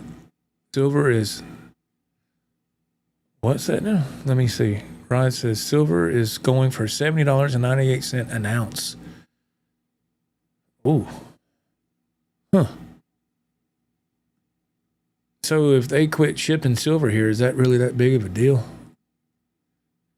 We don't have any silver over here. I don't know. I'm just asking. I don't know. Y'all tell me. I don't keep up with none of that stuff. I got enough of my own problems to deal with. Mr. Mick, Joe, could you do a show sometime on how you go about making one of your songs? I'm lost on how you create the drums and bass for your songs. Oh, that's easy, Mr. Mick. Yeah. Again, what I do, I get on the Suno AI generator and I get on that main screen and you go to create, which is on the left-hand side, a little icon that looks like little diamonds, and that stands for create. Click on that, and it takes you to that page, and you start to type in. You don't have to do this, but this is the way I do it. I write all my lyrics. I don't just put a couple of sentences. I do a whole song. That's just how I like to do it. You can do a couple of sentences if you want. It's up to you. But I like to do a whole song, verse, chorus, bridge, all that stuff. And then underneath that box, the lyric box, underneath is another box, and you type in what kind of genre you want that song to reflect, whether it's classic rock, 80s, or hair metal, or whatever. And then you select your beats per minute. You don't have to do that, but if you do want specific, like 120 BPM, type that in the box as well. And then you hit generate. And then you wait for it to generate. It'll give you 2 finished songs. And you pick which one you want out of those 2. It already has the drums, the bass, the lyrics. It even has guitar. But what I do is I take the guitar off. How do I do that? I download the stems. Now, to be able to download the stems of a song, what are stems? What's that? The stems of a song from Suno AI Generator are like the tracks: guitar, bass, drums, vocals, backing vocals, bass guitar. Those tracks are called stems. So you have to be at least on the pro tier pricing plan to be able to extract stems. And they give you so many credits a month to use however you want. So if you extract the stems from a song, that takes away 50 credits from however many credits you have. And when you extract those, you can download those to your computer. And then you take those tracks and you either put them on your DAW or whatever to start, putting a song together. That's what I do. So I have to go around. I have to do a totally different method, because when I try putting the stems or the tracks on my DAW doesn't recognize those tracks. It says it's the wrong format or some BS. So I have to go about some other weird way to make it work for me. And I don't get into that because the way I do it is not going to work for other people. So the way I do it is I download the stems to my computer, and then I take them and put them in Dropbox, and then I get on my phone the stems to my video editing software, which is KineMaster. And that's how I put the tracks together. And then it is a lot. It's a lot. It's a lot to do to get the finished product so I can play with it. But you don't have to go that far with it. But I would definitely Mr. Mick, I would definitely get on YouTube and see if there's any tutorials about how to transfer those stems or tracks to a DAW or to something so you can use them. Because it, like I said, I try to put them on my DAW and it doesn't recognize them. And I'm like, well, what the hell do I do now? So I was like, wait a minute, let me try this. And I did, and it worked. I was like, okay, that sure is going a long way around to get the result I need. But it's the only option I have for myself. I hope that helps you, Mr. Mika. Let's see. Let's see. Mr. Kevin Newman, hello, man. Yeah, did my wife like the new song? She liked it until I told her it was AI singing. And she seemed, it kind of put a damper on it. I guess she thought I hired somebody. I said, no, that's AI singing that. And she was like, what? She's not a fan of AI, so I liked it. It was fun. I mean, what else am I going to do? I can't sing, and it just works. She told me she liked it, but I don't know. Let's see.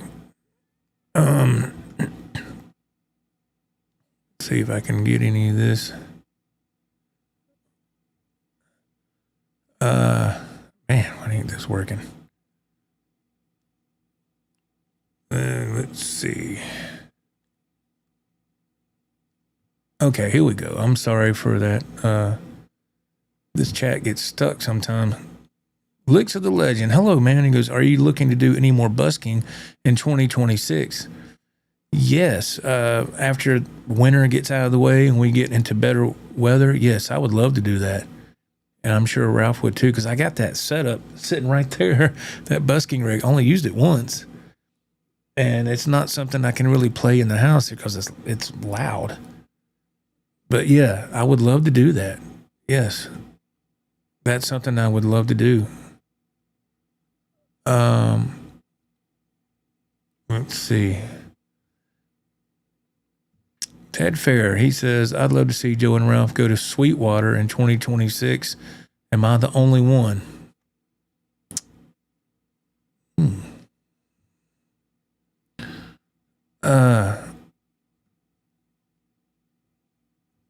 Let's see. Bloody Soup says, I'd love to see that as well, Ted.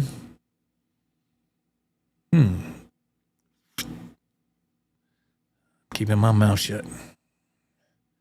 Yeah,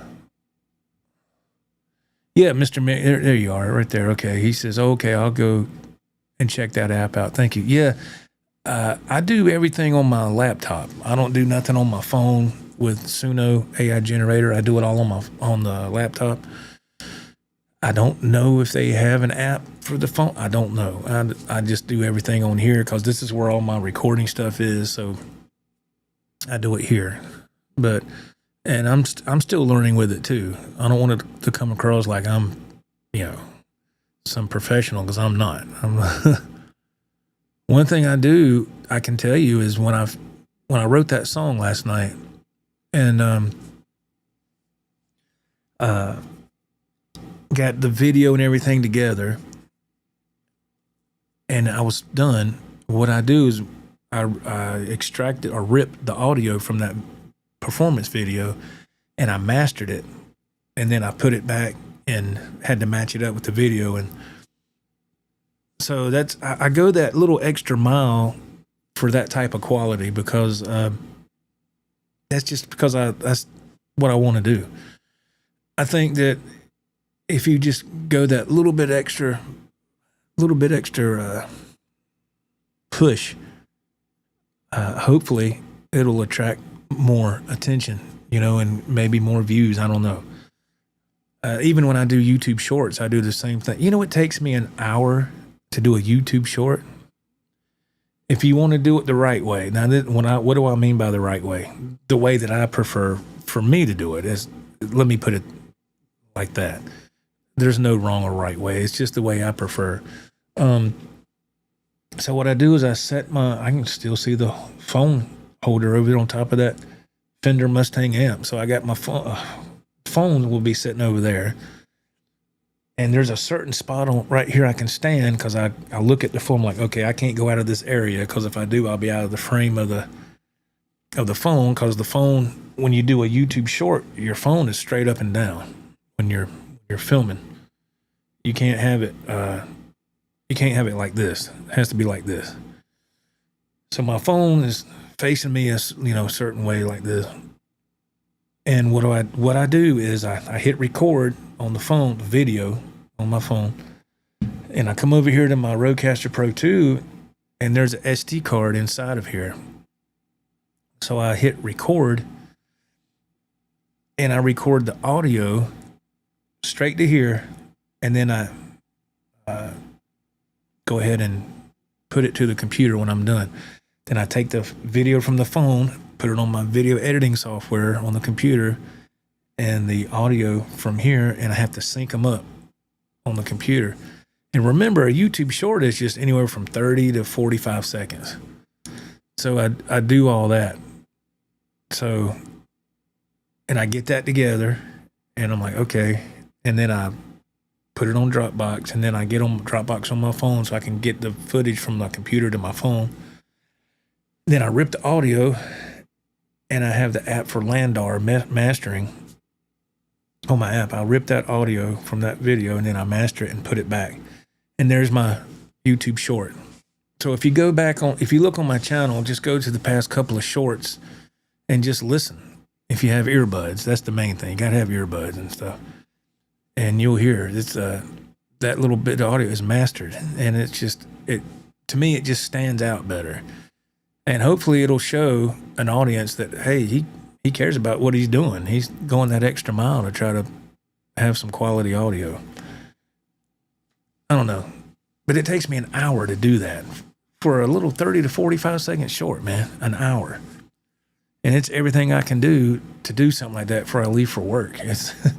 So you can imagine if it takes an hour to do a YouTube short, how long does it take me to do like the video I did last night, the music part, putting all that together.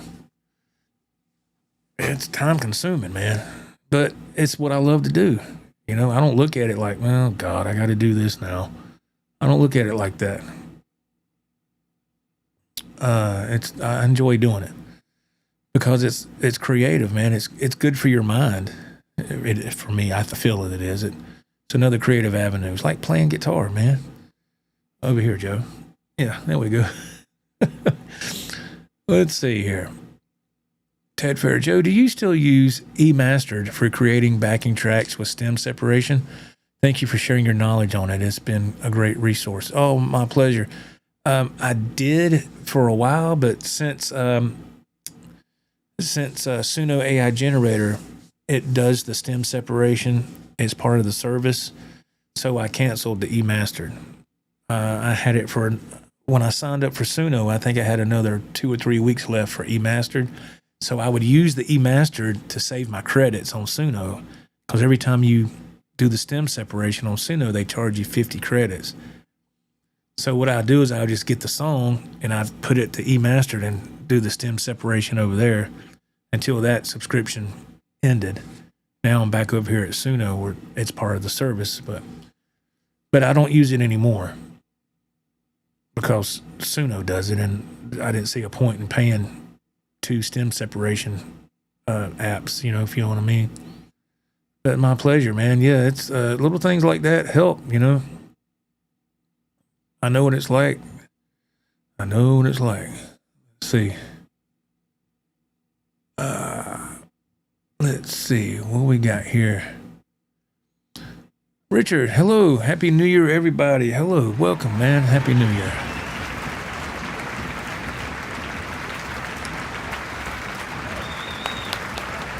There is a wrong way of how most of us do it. Well, I'll leave that up to y'all. I don't want to sit here and tell you there's a wrong or right way, because you might do something different than me and get the same result. So I don't want to sit there and say that there is or there isn't. I know for me what works and what doesn't. How about that? And I think that's pretty fair. Edwin says we all have our own way of doing things. There you go. Exactly. Yeah. Yes, exactly. And that, I'm not here to try to deter you from how you do it. Edwin says mastering is a key to a good mix. Yeah, and I use Landar, Landr, Landar for my mastering.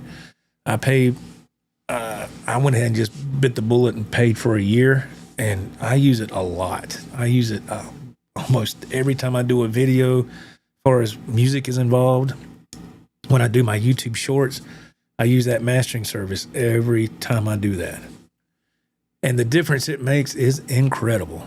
You wouldn't think that it would, but it does. It is, and that's AI too. That's AI. Landar mastering service, that's AI. And I've been using that for years. And for me, it's worth it. I don't know how to master a song. I don't have time to go to college and take audio engineering and learn how to I just sign up for that and hit click, submit my track, and it goes, okay, to be ready in 20 seconds. Boom, here it is. And I'm like, that's awesome. Fantastic. That's what I'm saying. And it works. So why make it hard on myself when I don't have that kind of time? Because I don't. That's the one thing that, look, let's face it. If I was working tonight, I wouldn't be here doing this, sharing this with y'all, or just chatting with y'all. I'd be on the big road, trying to get to my destination. But thankfully, I was able to be here. Clemson alum, hey man, how are you doing? Happy New Year, or Happy New Year's Eve. Yes. Clemson alum has had some really nice comments. Thank you, sir, for that. That's really nice. Herb of the Fireside Studio, what's up, sir? He goes, Happy New Year, Joe. I've been hit with the stomach bug and haven't had the opportunity to mail those items. Oh, no, man, no. Please, don't worry about that. You take care of yourself, man. Don't worry about that. Thank you. You don't have to send anything. You just worry about getting better. Don't worry about that. I had this stomach bug on Christmas Day, and Christmas Day I had it, and luckily that night it went away, and then I had it the previous 2 Christmases I had it, and I was like, what is going on? So it was not fun. So that's going around. That is going around. So you mix and master yourself, dog? Yeah. See, I don't do none of that. I never was in a position to be able to do that, to go to that type of schooling. So I got it just never was in the cards for me. I'm doing good to tune a guitar and play it, man. And I started getting into I can remember when I transitioned from using a 4-track recorder. Remember those? Remember the 4-track recorders that took a cassette? It was like they had a few different brands, but the one I had was by Fostex. Yeah, remember those? That was in the 90s, I think. And back then, that was a big deal to me. I was like, oh, man, you have your little inputs on there and you'd plug stuff up. And Ralph would come over with a drum machine, an Alesis SR16 drum machine. And we would plug that up to the 4-track, and I'd have my effects processor going to it. And Ralph, we had speakers hooked up to that thing. And Ralph was able to play that drum machine with his fingers, and he could play it so good. If you didn't know any better, if your eyes were shut, you would think there was a real drummer behind an E-kit playing, like a Simmons kit. That's how good he was at playing that drum machine with his fingers. He was just that good. So we would record songs that way, and then I'd get the tape, and I'd make a copy of it, and I'd give him a copy, and then eventually it went from tapes to CDs. And man, and then I got a digital multi-track recorder. I used that for a long time, and those things, you could really put some money into that stuff. And then DAWs were becoming a thing, digital audio workstations, of course. And I was like, man, what the hell is a DAW? And then that word interface came around, and I was like, what is an interface, man? And I didn't want to change with the times, just like I was talking about earlier. I was like, no, I'm just going to stick with my digital multi-track. It was by Zoom. I still got it somewhere, but I don't use it because it's old technology. But, and everybody, that's when I started getting familiar with YouTube and watching other channels and guitar-related stuff. And the more I watched it, the more people were talking about the technology and using an interface and a DAW, and I was like, what the hell is that? What are they talking about? And so I broke down and got a little PreSonus DAW or whatever, my first one. And it came with software and all that stuff, and I started my journey with trying to learn how to do that. I thought I would never learn that stuff, and I'm still messing with. I don't mess with a DAW or nothing anymore now. Now I use a Rodecaster Pro 2. That eliminates the DAW or interface. Well, this Axe has an interface, but I don't have to worry about a DAW or nothing. Everything I can do on this standalone unit here, and it's worth every penny. And so with my progression, trying to adapt to the way things have changed as far as technology goes with guitar and music, has been constant. I mean, just nonstop. But it's been for the good. It didn't like let me learn this and everything went downhill. And it wasn't like that. If things go downhill, if you are trying to improve your setup and things go that bad, you miss something. Something needs to be addressed, because it's supposed to get better. Your quality is not worse. But so yeah, I've had my times, and I call this my little laboratory in here. I'm in here when everybody else is asleep, and tinkering with stuff, learning stuff, trying to improve, and that's what it takes. That's what it takes. If you want to improve on anything, it don't matter. Whatever. You got to put the time in. And I still got a long way to go.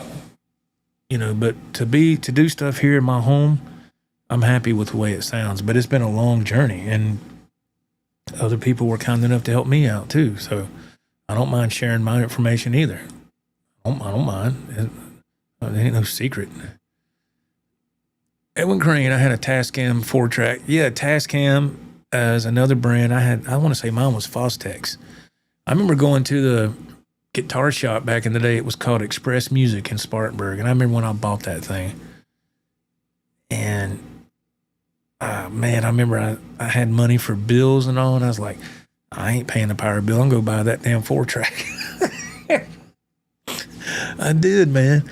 I went to Express, and they had one that I saw like a few days before, and it was in the little display counter, glass counter. And it said, Fostex, 4-track, new and improved, or whatever. Man, I went there and I bought that thing. And I got home, and I was trying to learn that thing. And that was just with the cassette. And I thought I was hot stuff then. But was I wrong? But that was the beginning of my journey of multi-track recording or whatever. But it's been fun ever since. The Dogpa, he says that your playing is good, Joe. Oh man, thank you very much. I appreciate that, sir. It's very kind. Very kind. Thank you. Kevin Newman, those songs you wrote were awesome. Make them country and pitch them to new country like Zach. You're sitting on top of a gold mine. Oh yeah, yeah. I don't know, man. I don't know if I'd go that far into it, but it's to me. It's a gold mine for my creativity. I put it that way. And like the little country song I did for my friend Larry for his channel, Work Less, Enjoy Life More. And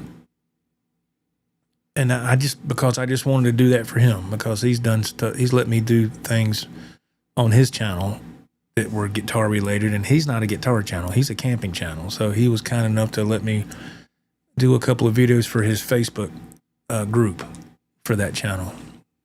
And he didn't have to do that, but he did, and it was nice of him to do that. So I did that little country thing. Now I made a YouTube short. You can see it on my channel. I did a YouTube short of that song, Work Less, Enjoy Life More theme song. I was proud of that song. I mean, it's Larry's song. I gave it to him, but I asked Larry if I could do a YouTube short. I said, "Can I do a short of this song?" He goes, "Yeah, go ahead." And then it didn't get crap for views, man. I was shocked. I was like, what? And I don't even know if it hit 300 views. I was like, okay, you win some, you lose some, and some get rained out. That's just the way. That's okay. I was happy with the song. I thought the song was fantastic. It was fun. It made me feel good, and that's what music is supposed to do. It's supposed to make you feel good. See, that's what I try to. When I was growing up, I didn't go to a lot of parties and stuff, like I said. It's not because I couldn't. It's just because I just didn't want to. I was too infatuated with playing. Because I would break through another little level, and I'd be like, oh, this is how you do this. And it was exciting. And I just wanted to play. I just wanted to get better. I wanted to see. I tell you, one of the first little things that happened to me, and it's just not a big deal, but I was in high school, and I was working part-time at this place called Carolina Pottery, and it was in a shopping strip plaza called Outlet Marketplace, and so I worked there all through high school, from 10th grade to 12th grade, making minimum wage. And one of the first things that happened with music for me, now this is going to sound corny now, but back then, to me, it was a big deal. So I worked there for 3 years, and what they did back then, there was this lady that worked in the office, but and I didn't know this for a long time, she actually did the commercials for the store. When you walked in the store, you heard there would be music playing, and then every once in a while you'd hear a commercial for the store. It'd be like, and don't forget today to check out the special in glassware. Buy 2 sets of these glasses, get 1 set free, and blah, blah, blah. If you're not, get with an associate to get more information now. You hear, they were making their own in-house commercials with the audio equipment in the back in the manager's office. I didn't know that for a long time. And so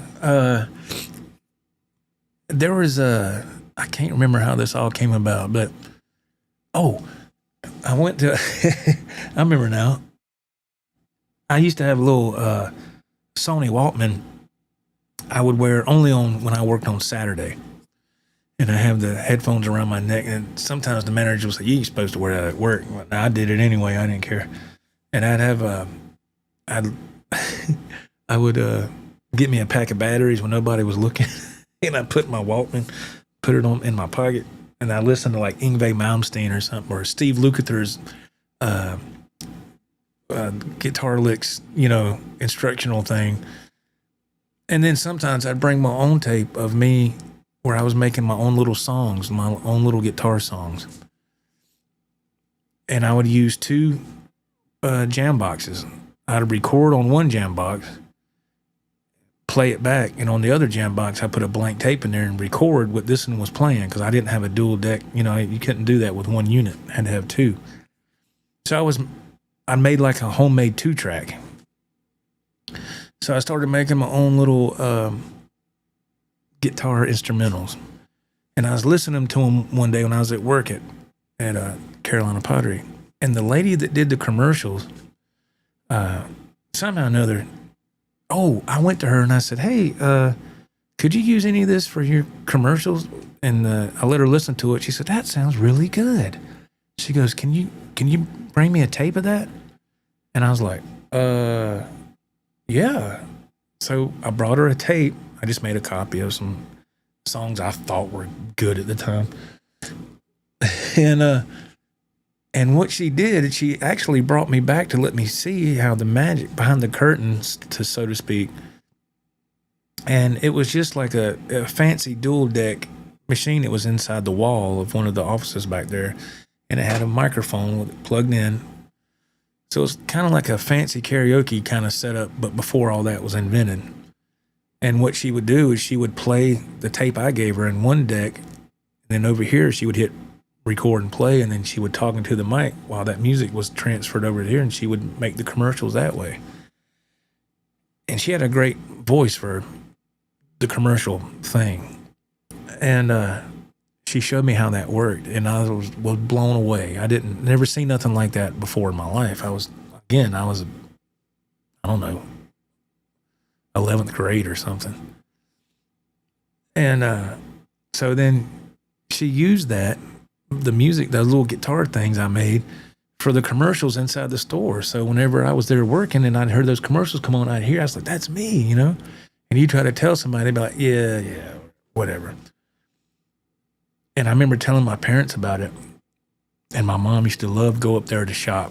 That store is mainly for women. I mean, it had wicker, glassware, dishware. It ain't nothing that a man's interested in, but you gonna see him up there because his wife wants to go. But once in a while, my parents would come up there, and it was Saturday to be crowded, you know. The place was huge.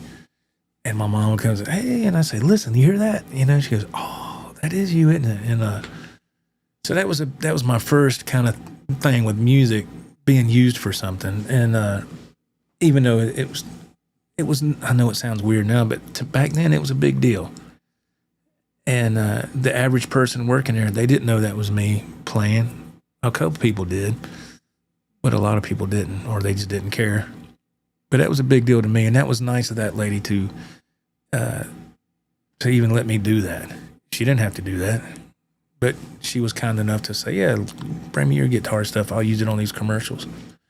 I thought that was really cool. That's a story I've never shared on here. I mean, you know, but Herb of the Fireside Studio, I have a Tascam 24 track Porta Studio and still use it. Although my main recording is done in Studio One, something about having those sliders under your fingertips. So I keep the Tascam. Yeah, absolutely, man. That's what I love about this Rodecaster Pro 2. It's got sliders on it, and I enjoy that too. Yeah, absolutely. Absolutely. Let's see here if I can get this chat to move. Stuck again. All right, let's see if we can do this.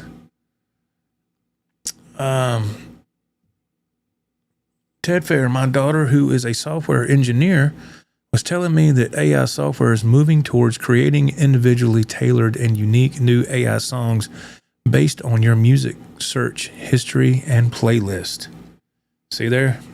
Isn't that something?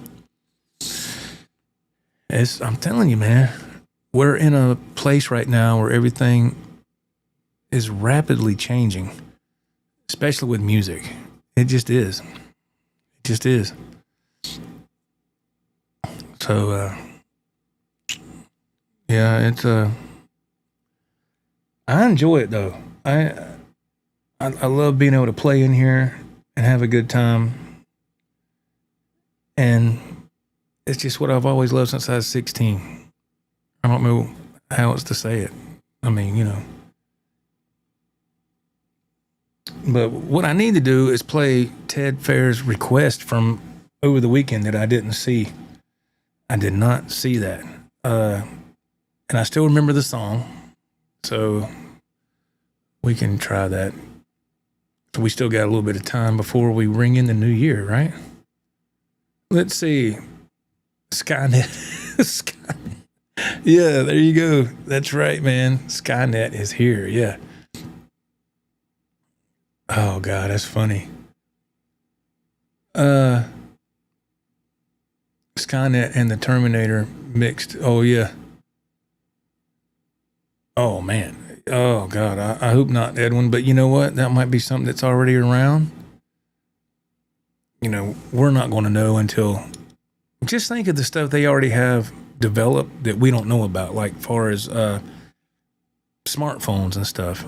You know, the only time we found out about it is that when they release a new iPhone or Android.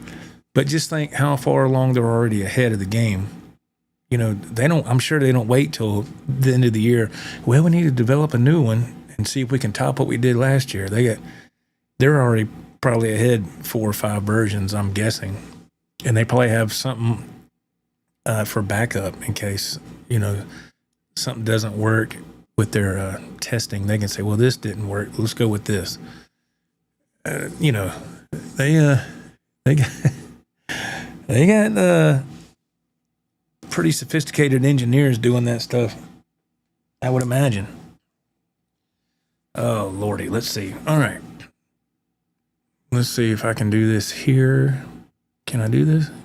Okay. I wonder if I can do this without having to take this chair all the way to the side. I don't know. I came in here earlier, and it was, wow, it's cooperating. I can't believe it. What pick is this? This is a 1.14 millimeter. Look at that. Turn my light on, you can see.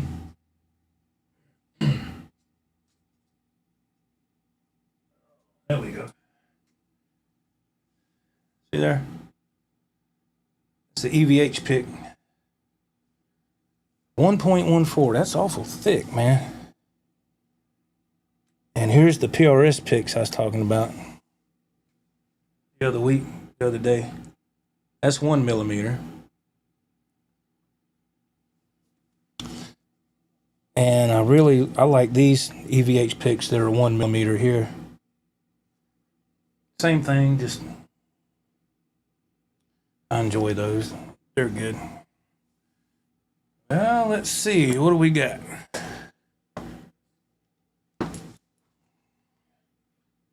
All right.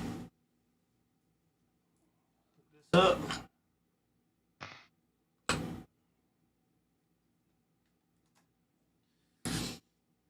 All right, hold on.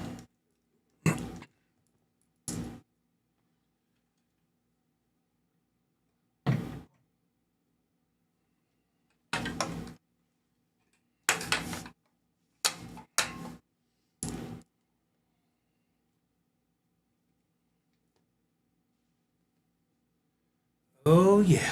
Let's see.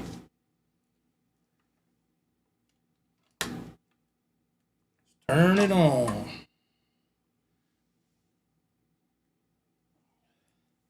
Check the tuning here. Oop. It's a little low there. See, when I played this a minute ago, it was fine. That's because the heat's on in here. Isn't that crazy? That is crazy.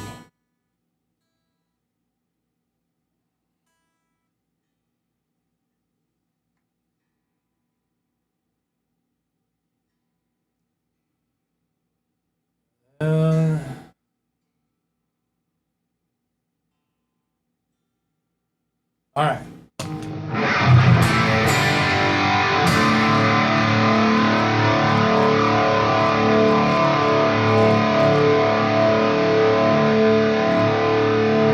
Yeah, the PRS picks, yeah, they're nice, man. They're nice. They're okay. All right, y'all ready to rock in the new year, I guess? Is that what we're going to do now?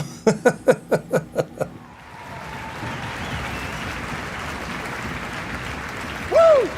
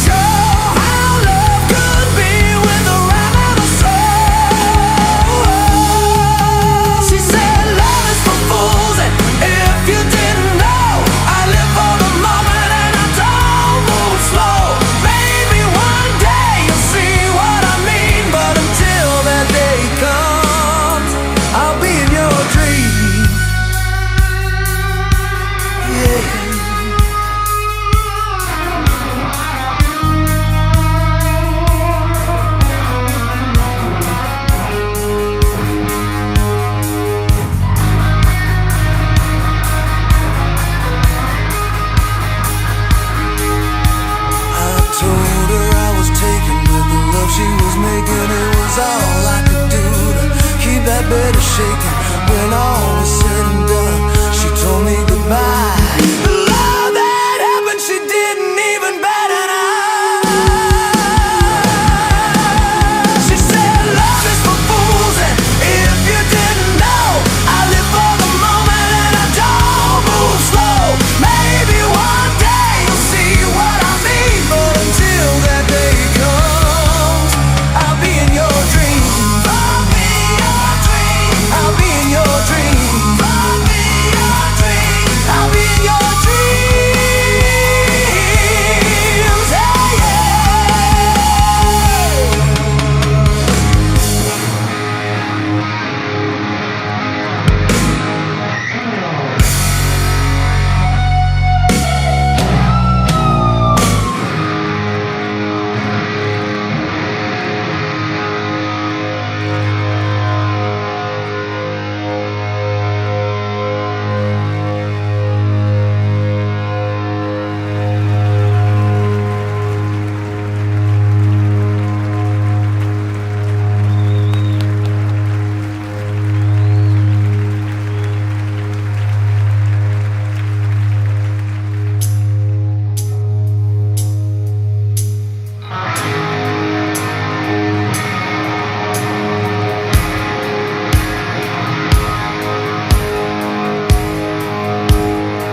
I was rolling down the road with that girl on my mind. Just a few more miles, tried to stay between the lines. She had that hold on me, and her love was never slow. Oh. And when it all came down, all systems were go. Yeah, she was so fine, and she was all mine. With that look in her eyes, there was no surprise. She's done this before, but she would never deny. She loved through the night until the sun would rise. I was all mixed up, didn't know what to do. I've never had a love hers till she showed me what to do. Yeah, we rode out of town like a thief in the night.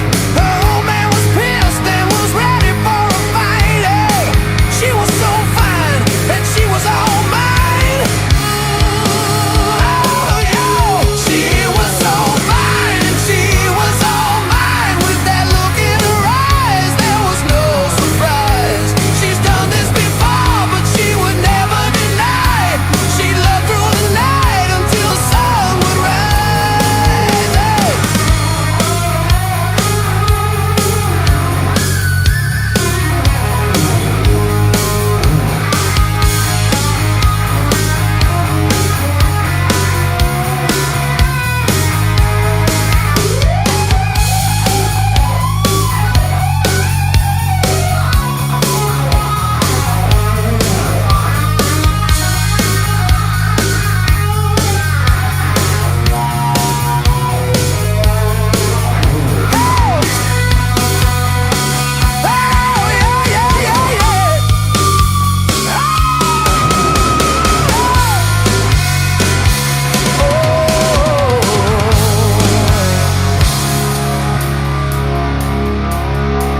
I had that Mustang rolling just as fast as she would go.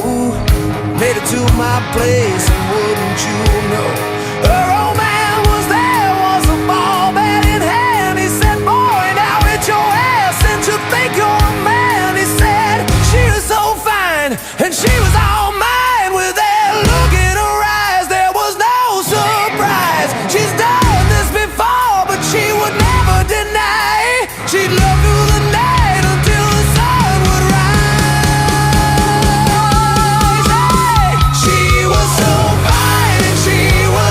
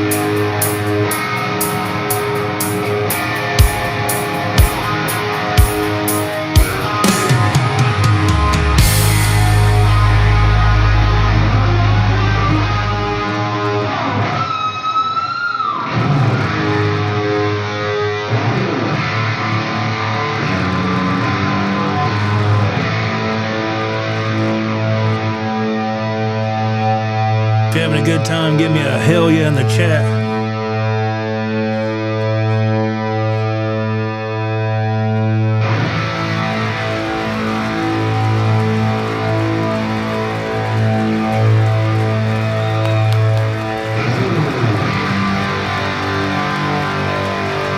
Come on. We still got 27 minutes.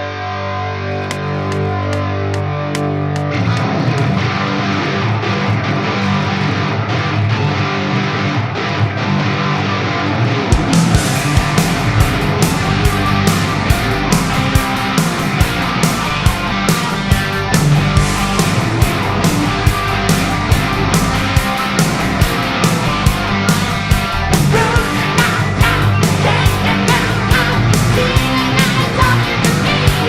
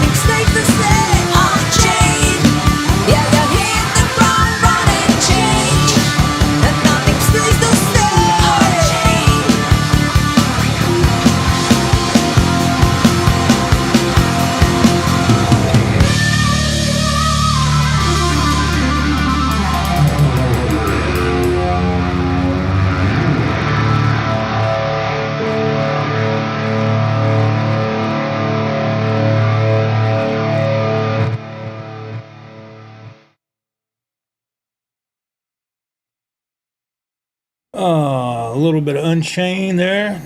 See if we can get a little tuning action going on here.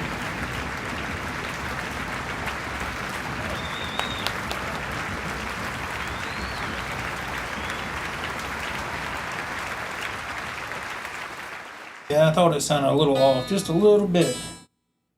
Just a touch. All right, that's good.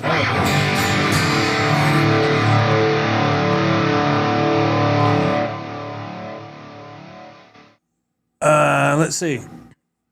Billy Bash. Billy Bash, you're new. Hey, man, welcome. Welcome. No, that is not my band. That's, let's see. Asking me. No, that's a song I wrote. It's a song I wrote using the Suno AI generator. I wrote all the lyrics and the guitar parts. And yeah, man, it's a fun song. Great song. How much time we got? 17 minutes.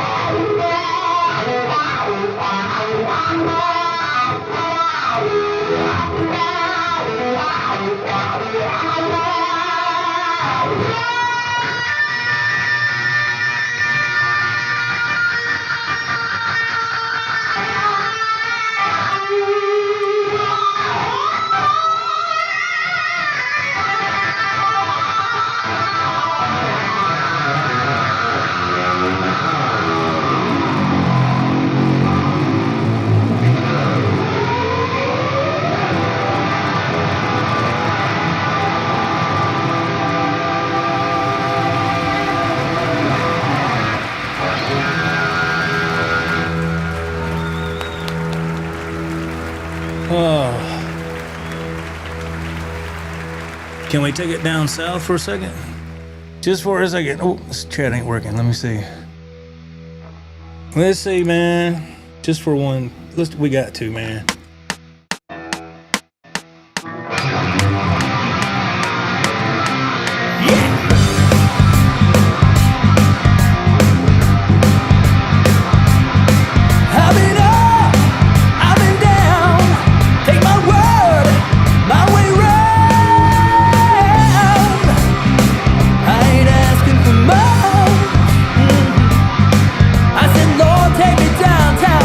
I'm just looking for some Tush. I've been bad, I've been good.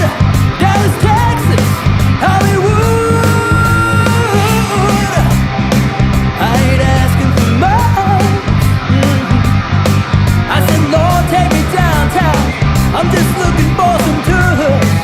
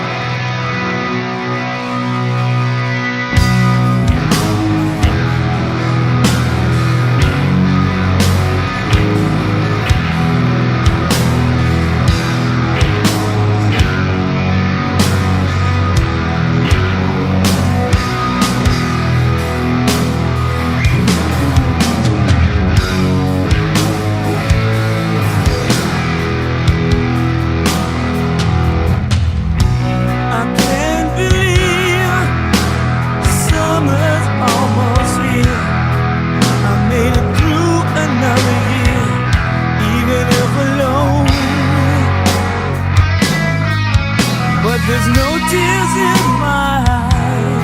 Life is still full of surprise.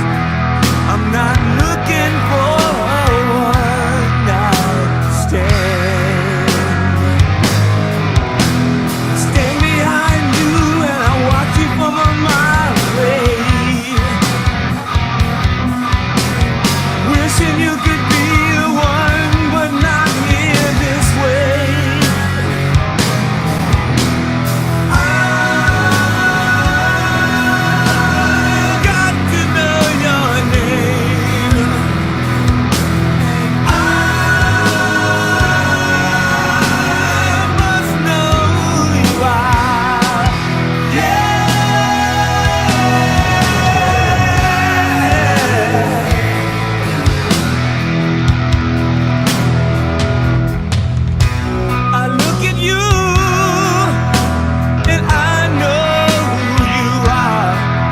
Just a little bit too far from my home.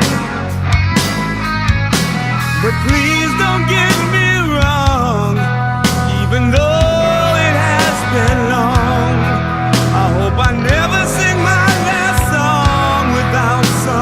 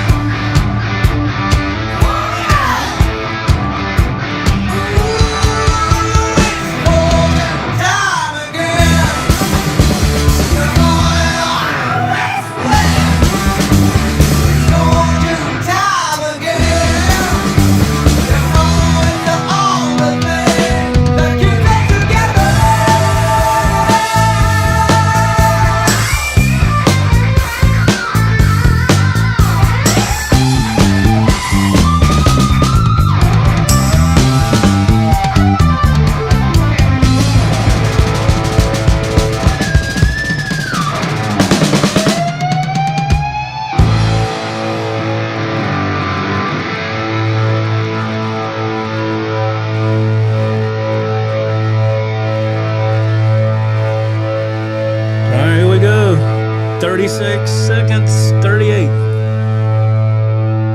Well, we're already hit the new year. Happy New Year, everybody.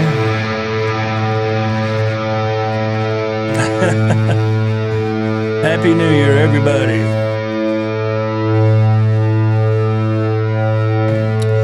Oh, yeah.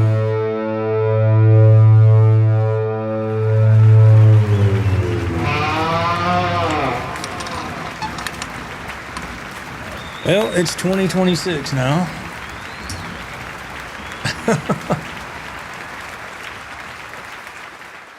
Oh, yeah, man. I tried to make it and I missed it. I didn't think that song would be over 4 minutes. Oh, well. Oh. It is the new year and we made it. Just like that. 2026.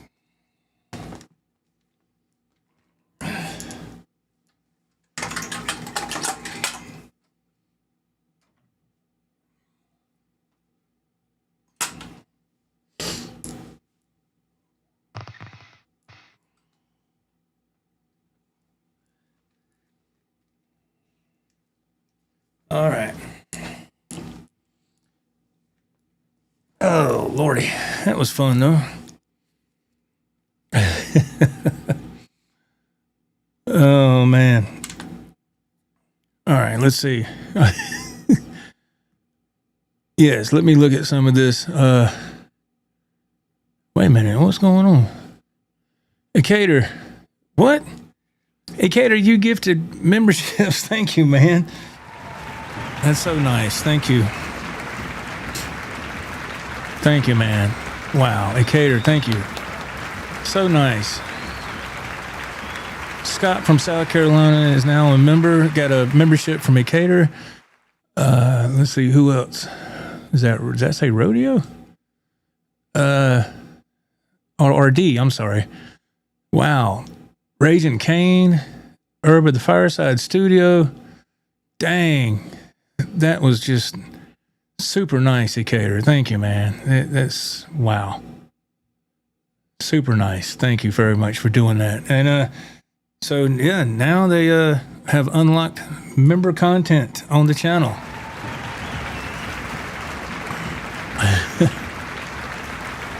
Thank you.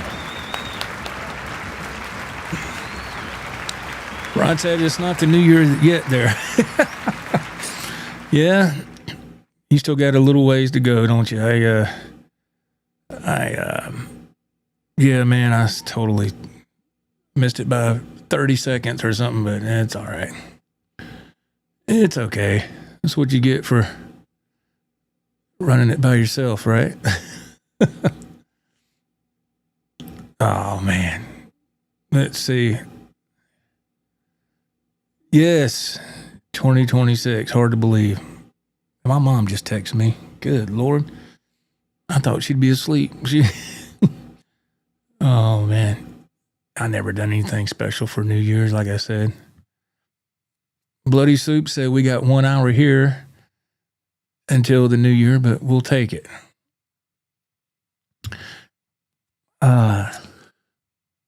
RNG, Happy New Year. The fireworks are cranking near my apartment. You know what they do out here? Why am I still on this camera angle? You know what they do out here in the country? They shoot shotguns out here because we're outside the city limits. And they shoot fireworks, which is no big deal, but always, when we had animals, it was always rough on them. The fireworks and shotguns and all, it would freak them out. But what are you going to do? Go out there and tell them not to do it? You know? We got Bloody Soup. Congrats, we all made it above ground in 2025. That's correct. Yes, thank God we're alive another year. Rico, Joe, tell us what it's like in the future. Right there, man. The DeLorean, the time machine. Yeah, isn't that crazy? It's no different than what you're about to experience. Oh, that's funny. What's it like in the future? Let's see. What? Clemson alum North Spartanburg is exploding. Oh, Lord. Oh, man. Yeah, right now, I can't believe it's quiet out here right now. But usually there's crazy people around or shooting stuff off. Not right now. Rod says, I've had fireworks going here for hours. Really? Okay. Yeah, Bloody Soup says my dog goes nuts with fireworks. Yeah, our animals, it always scared them. And if a thunderstorm came up, it was rough on their nerves too. So, yeah, man. Wow. 2026. What a, just very grateful to be here. My mom, I tell you, I got to answer her back, y'all. She said Happy New Year, and that was sweet. I got to answer her back right quick.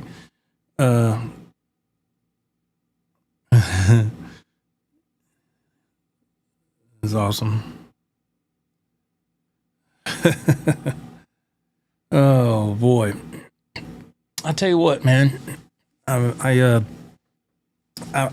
talked about this in the very beginning of this podcast. How YouTube, this was a 1 in a million shot. I forgot to go into the story, so this makes for a great story here. 1 in a million here. Okay, y'all knew the last guitar shop video that Ralph and I did was Music Go Round in Rock Hill.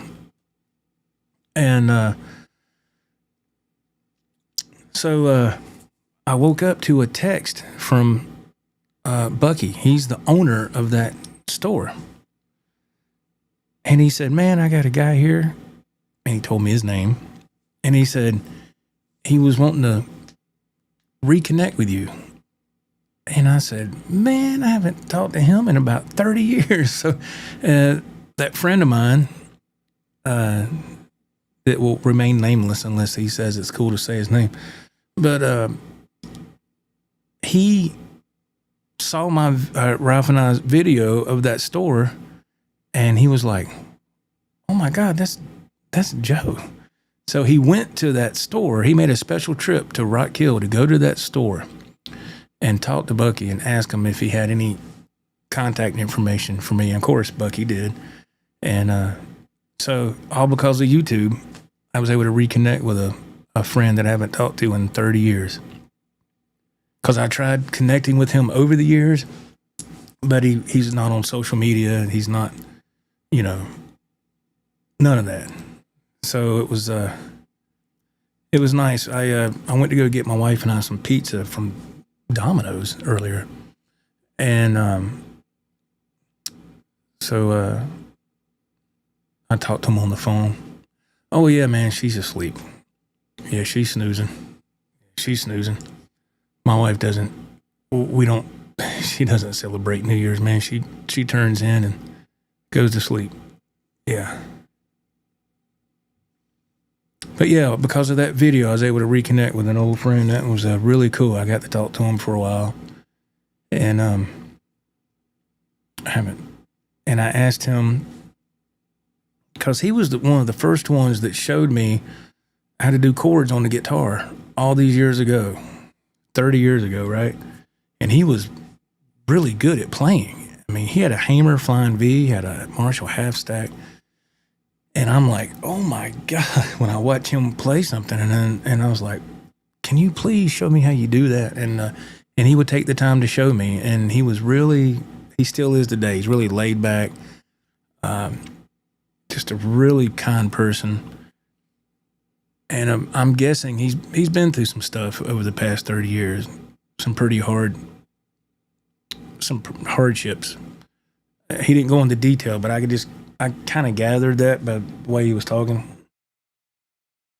So I asked him, I said, do you still have your equipment, your guitar and stuff?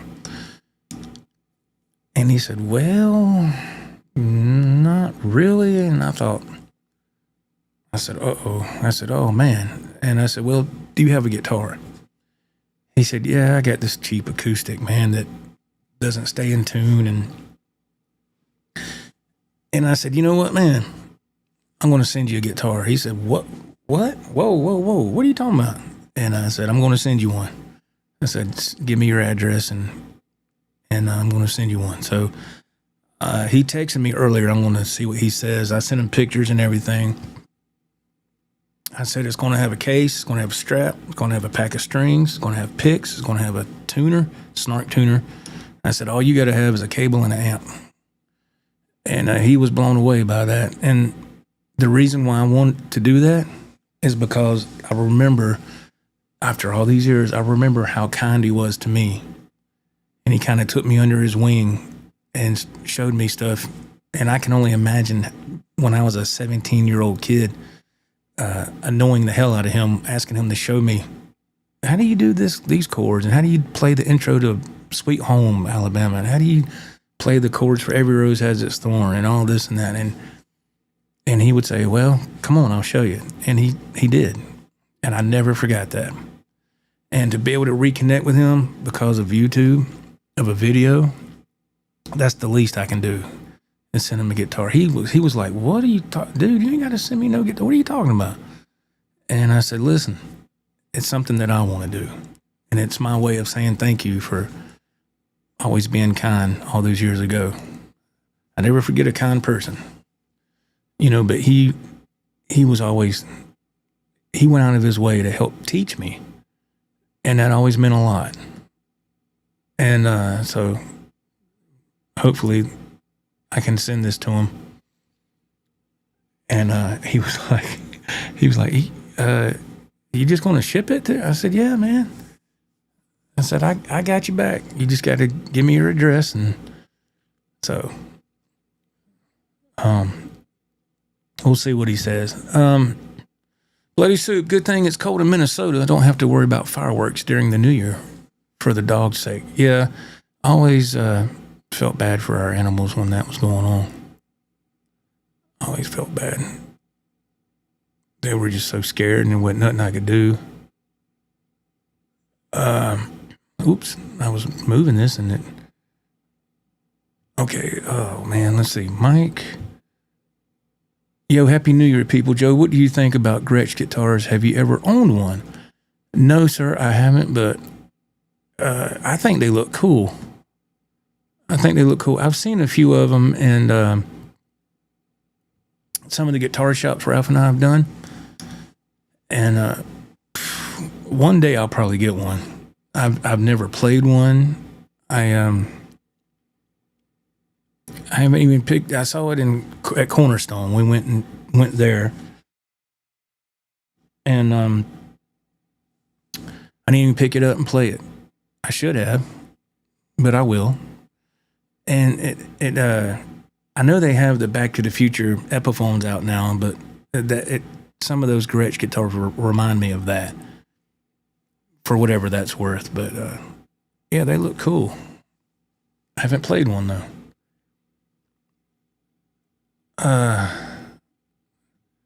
Yes, Happy New Year, everybody on the East Coast. And let's see. Oops, it didn't show. I'm sorry. Dylan, hey Joe, Happy New Year. Thank you. Thank you very much. The Dog Putt Hamer, best factory-made guitars ever, in my opinion. I never owned one, but I remember the one my friend had I was talking about. It was a Flying V, and it was tough. It was tough, man. It looked good. Looked really good. But, like I said, man, earlier in the podcast, life gets in the way sometimes, and things happen, and you have to kind of take a detour sometimes, and I hope he can come back around to, if he'll accept this gift that I want to give him, hopefully it'll help him be able to start playing again. I don't know. It just sounded like the way he talked. It sounded like he was, I don't know, maybe been through some stuff or something. I don't know. But we all have at one point or another. Hey, Joe, Happy New Year. You live up the road from me. Okay. That's cool, man. Let's see. Rod, you're a good man. Oh, thank you, man. No, I just,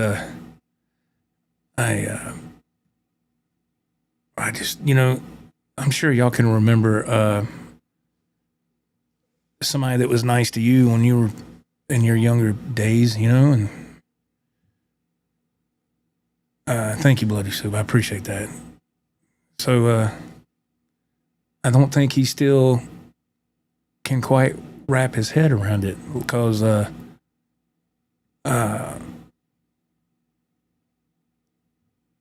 think because normally people want something, and I don't want anything.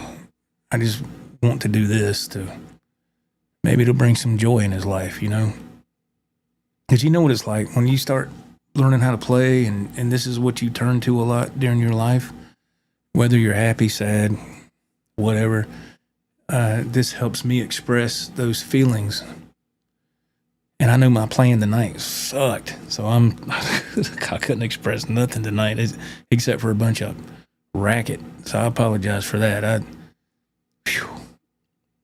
Man, see, I came in here earlier and practiced for a bit, and I played the Stripe model, had it all tuned up, ready to go, and I go play, and it's because it's getting hot in this room because of the heat. It's getting really cold outside. So that affects the tuning. I'm like, oh, great. Here we go. Can it just stay in tune? But no, not with wood. It's going to expand or shrink, right? That's what it's going to do. Chris Cobb. Hey, Chris. How you doing? Joe, Happy New Year, buddy. Hoping for a good year here. Just noticed 2 PRS guitars behind you I haven't seen before. Dark pink and black makes me want to purchase one. Oh, you got one in your cart? Got to fight the gas. Oh, man. Uh-oh. Hey. Good luck. Good luck, Chris. Oh, man. Good luck, my friend. I know I can't fight that either, man. Whenever the feeling comes, it's like, uh-oh. Let's see. Mike, I saw David Gilmour playing his. You can tell he babies that guitar. What's going on? They're fire, to be honest. What's that, Mike? I'm not quite sure. I think you might have left a couple of words out, or maybe I'm just missing a previous comment. Let's see. Let's see. Kevin Newman, he says, Joe, which is your favorite PRS? Oh man. The Silver Sky was up here and I put it back in the case. I rarely play that guitar. I like it. I just, I usually go to something with humbuckers. Man, I would say right now, I would say Candy right there. And that's subject to change probably tomorrow, but as of right now, Candy is my favorite. It just, I like how it's got the binding around the neck or the fretboard, and it just seems to have that little extra touch of, I don't know what. But Bonnie right here, Bonnie plays fantastic. But this one here with the Floyd is amazing. But I kind of put that separate because these two are non-Floyd. Even though it does have the bar on them, you can't go crazy.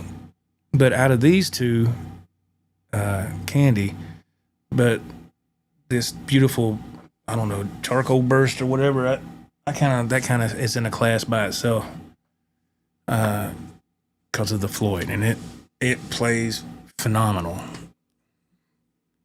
I don't know if that answered your question or not, Kevin, but it's hard to choose, isn't it? It's the let's see here. Oops, this thing is jumping. Let me see here. Mitch Heyman, what? Mitch, what's going on? Happy New Year's. Happy New Year to you too, sir. Man, I hope you're doing good.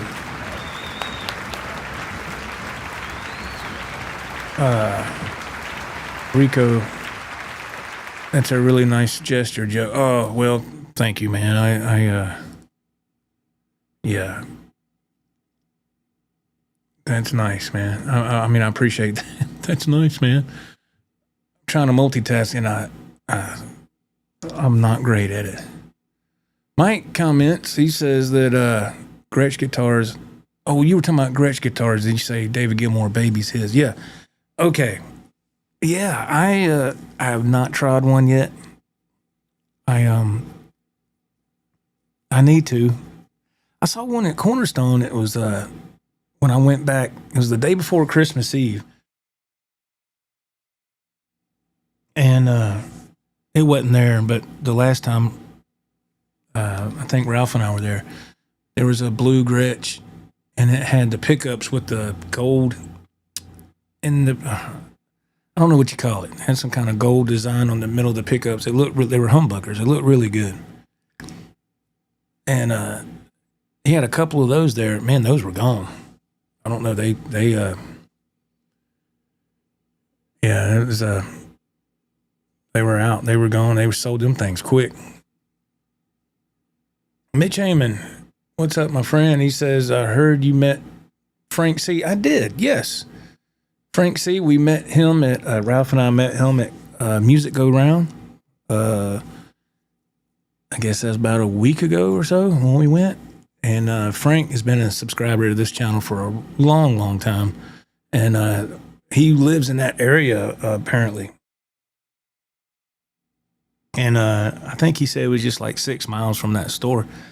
So he came up and met Ralph and I, and it was really nice to chat with him. Frank's super nice guy.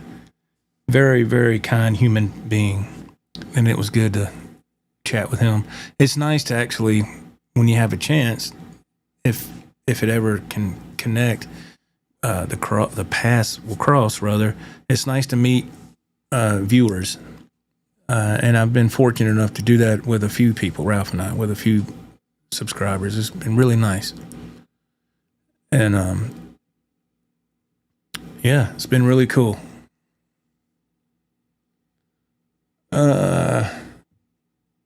Let's see. Oh, the Firefly MN are still on Guitars Garden in blue. Really?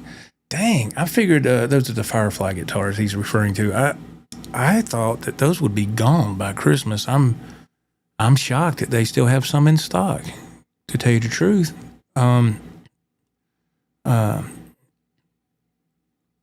Like I said, I enjoy my Firefly guitars. I did those little upgrades to them. I thought they played great. And get kind of the, it's kind of split down the middle with people, which is fine. I don't, it doesn't bother me. If somebody likes it, that's great. If they don't, that's fine too. Not everybody's going to like the same thing. Liquor Master Flex, Happy New Year, he says. Happy New Year. We are in 2026 on the East Coast. Yes.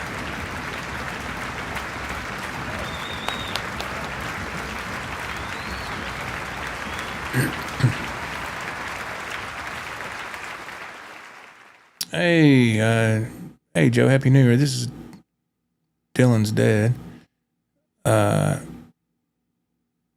He thinks it'd be cool to jam with you sometime. Oh, well, that's cool, man. Thank you. That's awesome, man. I'm not a good blues player. That's phenomenal, man. Thank you. That's nice.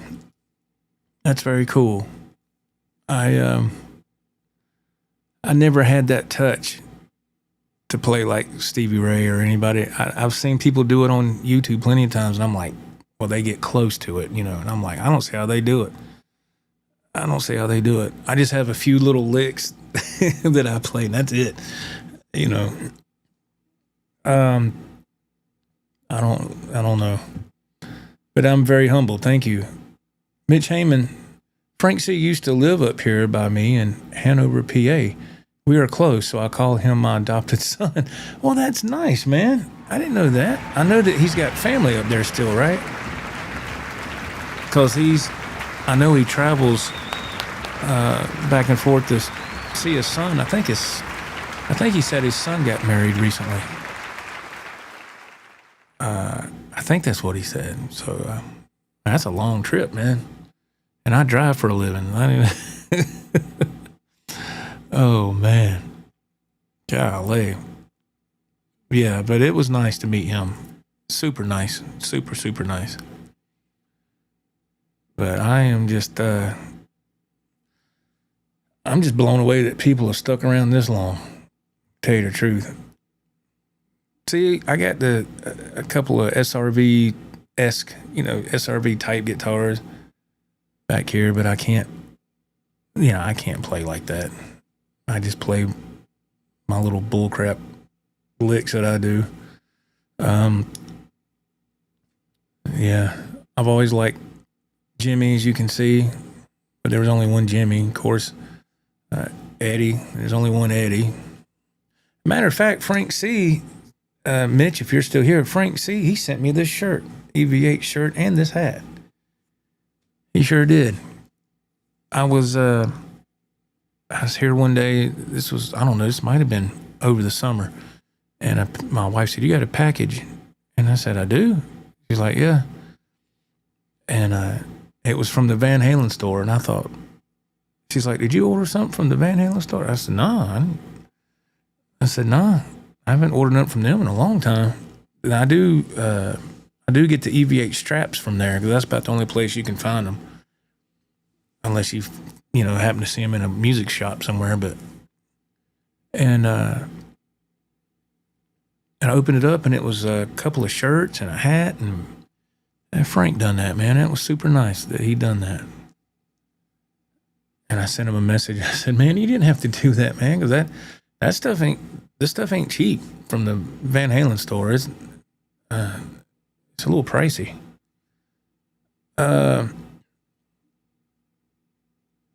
Rico B, he says that, "Joe, do you have any plans on upcoming Guitar Shop road trips with Ralph?" Not at the moment. We need to look into that. Shoot. There's one that we're working on. That's all I can say right now. There's one that we are working on behind the scenes, if you will. And I can't say anything about it right now because we don't know. We don't know. We're not sure what the outcome's going to be, if it's going to be possible. So we're waiting to see if that will work. Outside of that, no. This is usually for us when January gets here. January, February. That's usually when it's kind of iffy with the weather here. And what I mean by that is the black ice and stuff. Hopefully we don't have any of that. But I can't really do anything until either I'm on vacation, which that's not until March. Well, as of right now, I got 5 PTO days. I just got that at midnight. So, but I might burn a PTO day. I don't want to burn them all, but I might burn one to so I can have like Friday, Saturday, and Sunday off. So maybe Ralph and I can do a music or guitar shop on a Friday or Saturday, because I enjoy doing that. It's just finding the time to do that is what's so hard for me, because of my schedule is just so crazy with work. It's hard to do anything. But I would, and of course you got to look some shops up and see, okay, we haven't been to this shop. Let's see what it looks like. And is it going to be worth going to make the drive? That's something you always got to keep in mind. And, I don't know. I mean, I was shocked when we went to the Guitar Center in Asheville. That was over Thanksgiving. I was shocked that, that turned out the way it did. I was not expecting that Guitar Center to look like that. I'd never been there, and he hadn't either. And that Guitar Center, as far as Guitar Centers go, that's the nicest one I've ever been to. It was nice, man. And it was huge. And so that was really cool. But I hope we can do another one before too long, because we enjoy doing that. It's fun to do. You go to a new shop, guitar shop, and like I said before, you're going to see something that you haven't seen before. at other shops. You're going to see something. It's like, oh man, look at that. You know, like Bonnie right here. I've been to Cornerstone, I don't know how many times now, 4 or 5, and I've filmed every time I went. But when I went this last time, day before Christmas Eve, I saw Bonnie hanging up, and I was like, I have not seen that guitar anywhere else. So I worked out something with Art, and I got it, and I was glad I did. And they play great. They're really great playing guitars. I think I just picked the wrong night for me to play because it just didn't work out. And I was like, oh, you messed up there. Oh, you messed up there. There's another screw up. And it's sitting in here in this freaking vents right here, and this heat's going. It's like, whew. I'm like, man. But hey, at least the heat works. You know, when I replaced that ductwork around Thanksgiving, thank God I got that fixed and saved a lot of money. I wish I could have fixed my pickup truck. It's in the shop. They called me today and said it was ready. Had to get let's see if y'all can guess. I know this is off subject. Let's see if anybody can guess in the chat. You know what was wrong? The AC compressor was bad in it.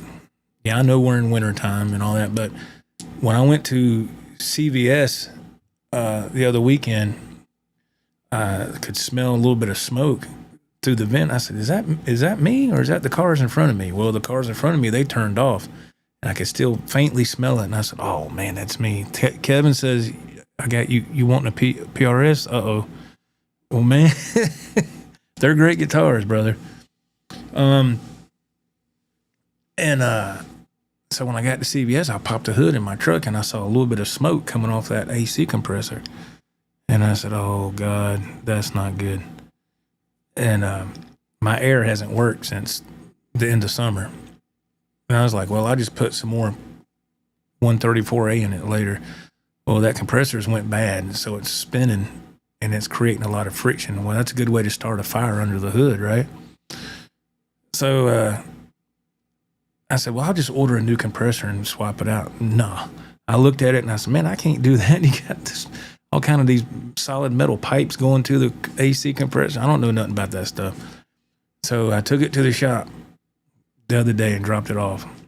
And the guy said, well, we'll try to get it back to you as soon as we can. I said, as long as I have it by Friday. He said, okay. And they called me. Oh, well, it's officially, what is it, Thursday now? They called me Tuesday and told me how much it was going to be to fix it. How much you think it was to put a new AC compressor in? And they got to put, what did he say? You got to do a new evac system, whatever, and to put new Freon in it and charge it back up so the air will work like it's supposed to. How much you think that? Y'all think about that for a second. That was a shock to my system. And I was like, oh, God. Randall. What's up, Randall? My Hagstrom Viking 2 has one major issue. The strap button is on the body. Oh, no, man. Really? Let me see. I'm trying to read what you said. Oh, you need a 4-bolt on plate. Oh, man, I'm sorry you're having an issue, man. Oh, man. It's a full hollow body, so the strap button cannot be placed anywhere else on the guitar. Okay. Can you, I've had that problem before, Randall, and what I did, I don't know if this is what you want to do, but what I did is I filled up that hole. Let's see. Let me read this again to make sure I'm not giving you no bad advice. The strap button is on the body. It's the only place it will fit. I need a 4-bolt on neck plate with a strap button. Oh, that's weird. So I don't understand. So the strap button is not going to stay. Are you wanting to move it? Or the strap button just won't stay on the guitar? I'm not sure, but when I had that issue with some of my guitars in the past, I just filled up the hole and then put the screw back in, and it was nice and snug and tight. So let's see here. How much is it going to be to replace that AC compressor in Little Red? It's a 2008 Ford Ranger. And I asked the chat how much y'all think it's going to be to replace it. We got a couple of guesses here. Rico says $1,350. Mike is correct. At least $1,000. That's what it is, right at $1,000. Yeah. It's like $978. I was like, good God. For that little truck. It only has one belt. But hey, they kind of got me over a barrel. What am I going to do, you know? What am I going to do? Jimmy Z. I like Gretsch hollow body guitars, but I love my Gretsch semi-hollow. I like Ibanez semi-hollows too. Sweet, smoky, bluesy rock tones. Oh, that's awesome. I don't think I've ever played a Ibanez semi-hollow body. Yeah, it's going to be like $975, $978, they said. And they called me this afternoon and said, Mr. Wentz, your truck is ready. I said, I bet it is. I said, well, y'all were closed today. So I said, y'all were closed on Thursday, ain't you? He said, yeah, but we'll be back open Friday at 8 a.m. I said, well, I ain't going to be out there no 8 a.m. I'll be out there later on Friday afternoon. And I said, is that all right? He's like, yeah. My wife said, they ain't going to charge you lot rent, are they? And that went through my head because some places will. If you don't come pick up your car, and by a certain amount of time, they'll charge you rent to have that car sitting there. So that's why I asked him. I said, I can get it Friday, right? He's like, yeah, you can come up and get it Friday. Okay. Randall, about his Viking guitar, my strap button cannot be placed anywhere else on the guitar because it's full hollow body. And it's hard to get a strap to fit on one button. Oh, man. That is aggravating, isn't it? Is there any way you could upgrade the button to make it a bigger button so a strap will go on there? If I don't know. Kevin Newman said, how much did he charge for labor? I don't know. I think the labor rates around here, I don't know. I'm going to say probably $130 an hour or $150. I don't know. But it was something that I couldn't do. And there's just some things like that, man. It's just some things, that you have to take them to be fixed. But, yeah. Money well spent when it comes summertime. Yes, sir. That's true because it gets freaking hot here. The humidity here is stupid. You would think you was in dang Florida. I mean, it's crazy here. Let's see. Cater chimes in. By the way, Joe, I was looking at semi-hollows and saw one that has a Floyd on it. Not many of those around. It was Dean Vinnie Moore semi-hollow. I guess it's his signature model. Oh, I haven't never seen that either, man. That's interesting. Semi-hollow with a Floyd on it. I've never seen that. And Vinnie Moore. God, I remember when I was in high school, I think he had like I don't know. I just remember seeing him in the guitar magazines here and there. But I didn't follow his career, but I don't think his career like really blew up. I think he kind of got in that zone a little bit. I don't know. Kind of like the algorithm on YouTube. It hasn't blessed this channel. Just it's grazed it for a second and went the other way. Like, hey, no, never mind. Let's go. But I remember him in the guitar magazines a time or two, and he had there was a guitar he had. I can't remember what type it was. Was it an Ibanez or was it? And it had kind of like that paint that was like, from a brush, had different paint splatter on it or something. I remember I had a strap that was designed after that. Ralph's got it. I gave it to him a long time ago. He still has that strap. But I remember seeing those guitars, at Reliable Music when I was in high school, and I can't remember what brand they were, but it was a Vinnie Moore model. But he was an incredible player. It's like some of those players, I remember, they didn't really get their just due, you know?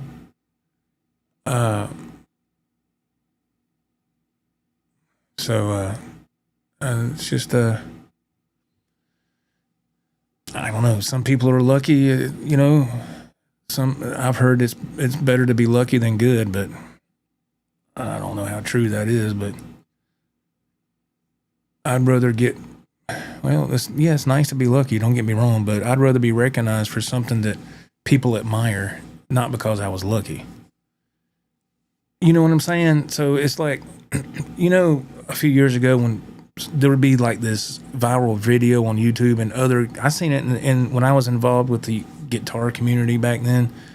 I'm not no more now. All those other channels, I'm not affiliated with that no more. But back then, people would do a video to mimic the viral video, and they would get all these hits. Their video would go crazy, and then after that, it was gone. And I was like, see, I don't want that. I want people to tune in because they want to tune in, not because of some one-hit wonder kind of deal, if you will. Kevin said that auto shop is getting your guitar money. Yeah, you're not going to see. Well, I do have a PRS coming Friday, and I ordered it before my air compressor debacle. I will say that. But, it's a PRS. Wow, Jimmy says, I've never seen a semi-hollow electric guitar with a Floyd on it either. That's crazy. Yeah, I've never seen that.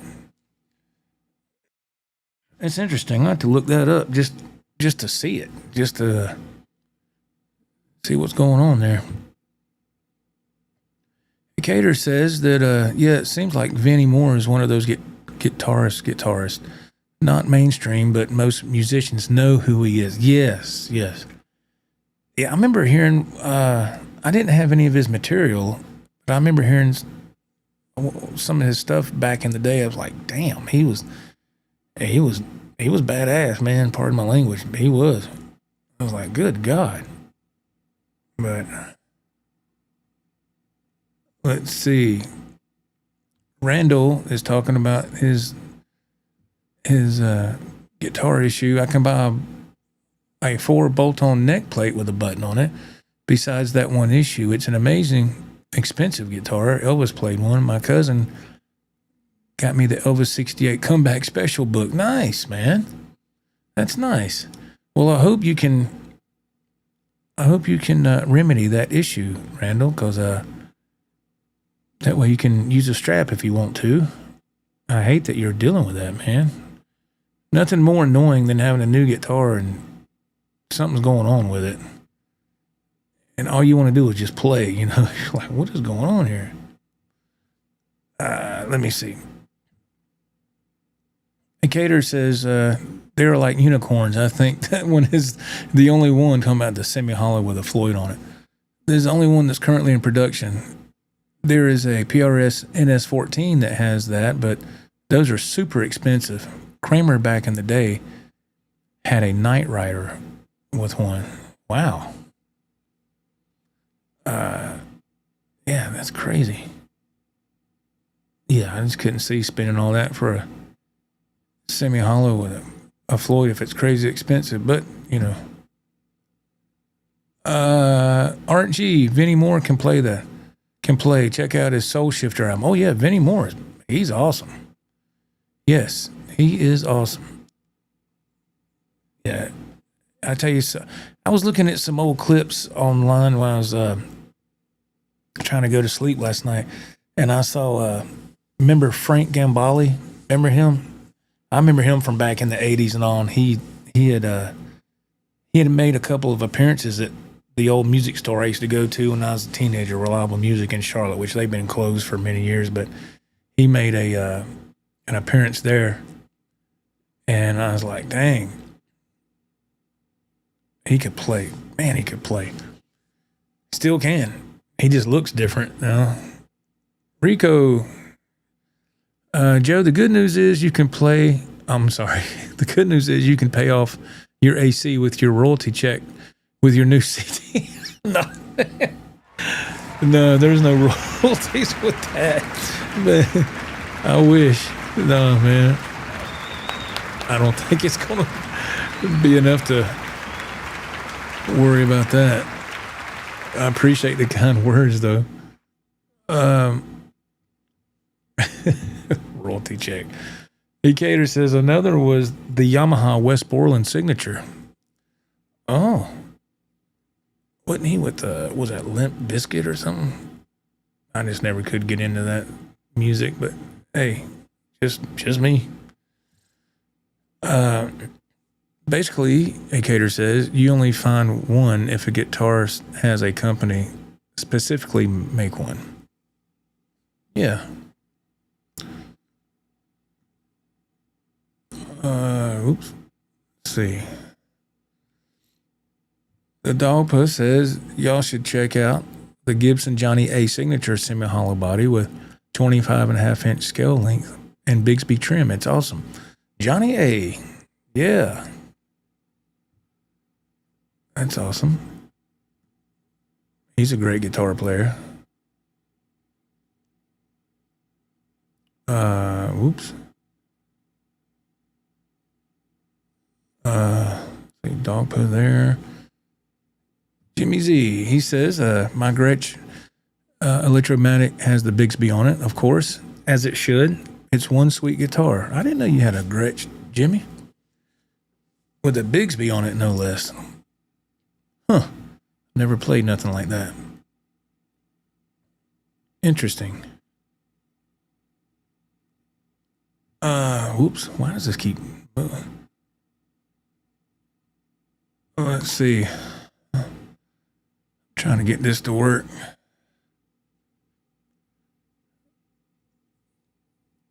I hear you, man. Yeah. Yeah, y'all want that Buddy Guy Strat, don't you? He done reached out to me before about that. Yeah, it's not for sale, man. Yeah. Let's see. Kevin Newman, what color do we have to wait for on Sat? The PRS, it's almost like the color of your emblem around the K, like a turquoise. Yeah. Yes, it's going to be nice. It's nice. Decatur, it's rare to find a Floyd on a semi-hollow because the construction. They need a center block in the body so it don't have the feedback issues. And the Floyd cuts into that. They have to be engineered in. Aha. Very nice. Very nice. Yeah, I've never played a guitar with a Bigsby on it. I don't know how that would be. I guess, I don't know. I guess because to be honest, it just doesn't appeal to me that much, I should say. I don't know.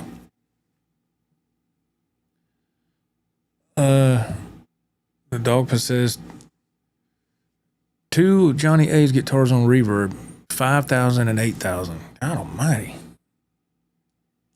And he's somebody, I remember seeing him in guitar magazines and stuff, but I'm not familiar with none of his work at all.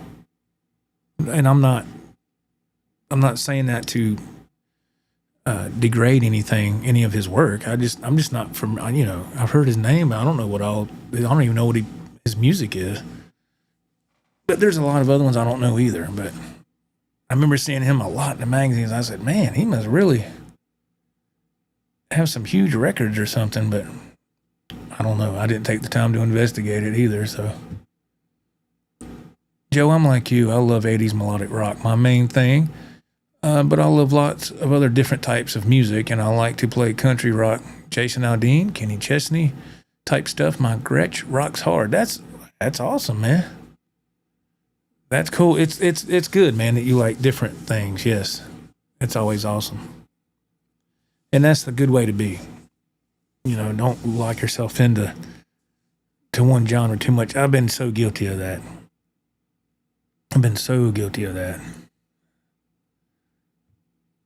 Let's see, the dog put 5,000 and 8,000, and there's one for 7,000.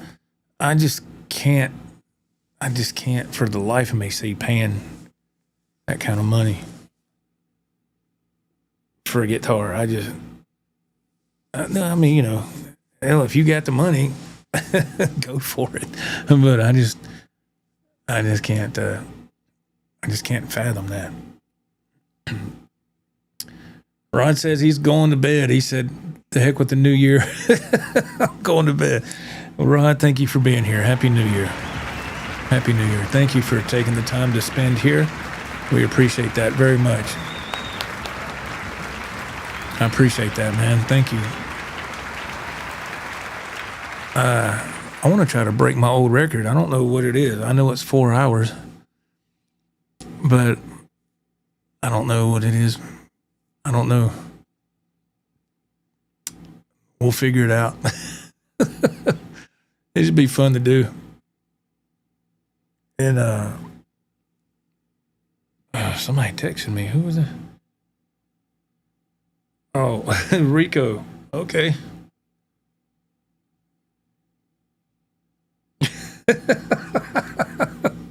Rico, where'd you get? You got a picture of Ralph and I, and there's a bunch of guitars in the back seat. How did you do that, man? Look at that. That's impressive. That's impressive. Look at that. Look how Rico did. That's Ralph and I riding in, I guess, Sally or something. I don't know. And there's a bunch of guitars in the back seat. That is not a real thing. I don't know how Rico did that. That's funny. That's funny, man. I don't know how you did that, but that's awesome. I need to send that to Ralph. He'll love that. That's in Sally. I don't know how you done that, but that's slick, man. That's awesome. That is cool, man. Thank you, Rico. That's awesome. I just texted you back, so. Okay, let's see.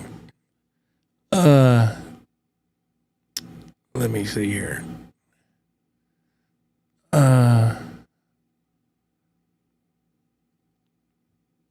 Let me see. Lynn says for $300, Floyd Rose makes a top mount trim system. Now for all you semi-hollow guys, Stu Mack sells it. Oh, wow. That's interesting. Thank you, Lynn. That's interesting.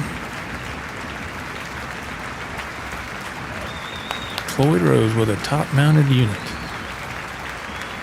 How about that? Let's see. Chris Cobb, he says, Joe, I was at Sweetwater this last week and had a chance to play all the SE models. Have you had a chance to play the SE Studio? By far my favorite neck. That's by far my favorite. The neck is great. Also has the HSS pickup configuration. No, sir, I have not played that. I have not. Let me think for a second. No, I have not. But that's cool, man. Man, you were at Sweetwater. How close do you live to Sweetwater, if you don't mind me asking, Chris? Are you like within a decent short driving distance, or does it take you like an hour or so to get there? Or that's man, that must be nice, man.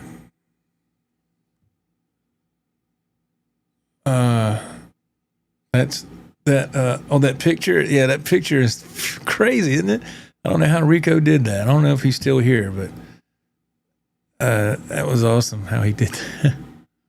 He's probably already gone, but yeah, that was awesome. That was awesome, Rico. Thank you, man. Okay. Like, dang, how did he do that? That's AI, man. AI is fun to mess with, stuff like that. Let's see. Let me go. Oops. Kevin chimes in. He says, I have to go. I have to go kiss my wife Happy New Year. If I do it right, maybe a PRS is in my future. Happy New Year. All right, Kevin. Thank you, man. Good luck. Good luck, my friend. Jimmy says my Gretsch rocks hard, but I wouldn't want to shred on it, even if I could. It's not built for that. I'm sure some guys could, though, if they wanted to. Yeah, I can't see myself playing the type of music that I like on something like that. I don't know.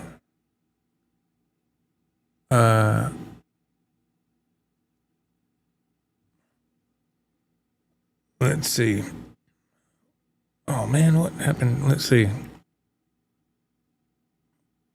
Let's see. Hold on. All right.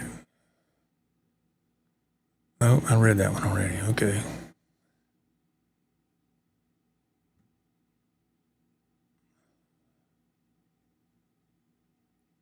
Okay, here we go. Man, this thing gets touchy sometimes, this button. Chris Cobb, because I'm not close to Sweetwater. I'm in Georgia. I'm in Georgia, but my wife's folks live in Fort Wayne, Indiana, so I make the voyage there at least annually. Oh, okay, thank you.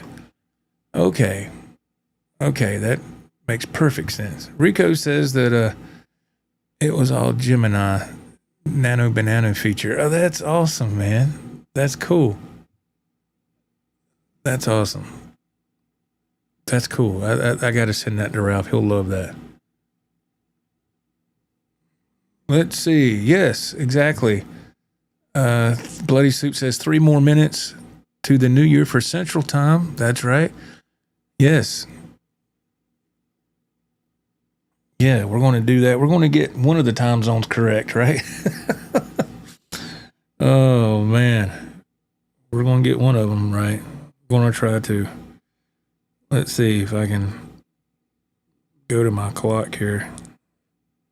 Here we go. Let's see.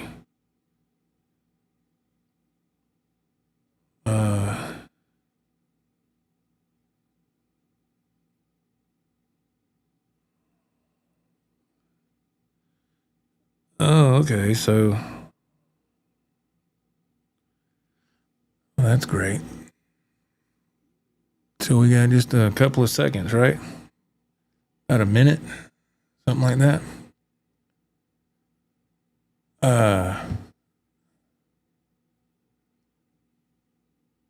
Be right back, Bloody Soup says. Yeah, man, go do your thing.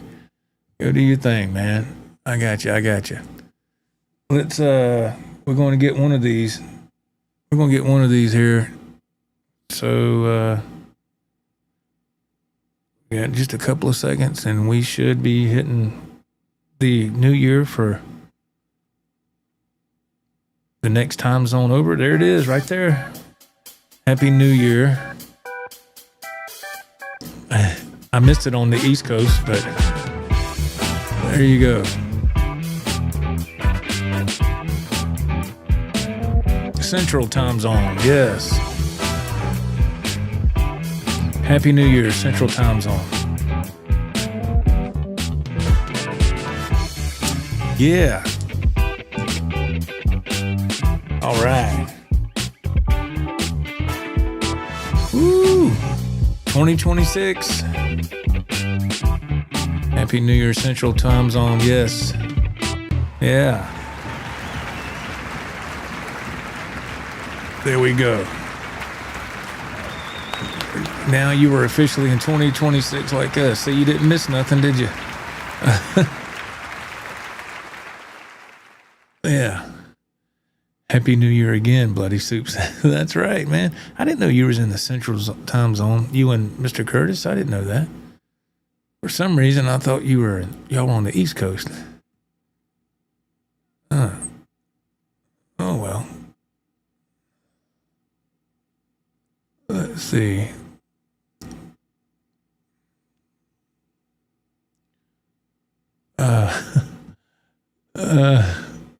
Let's see.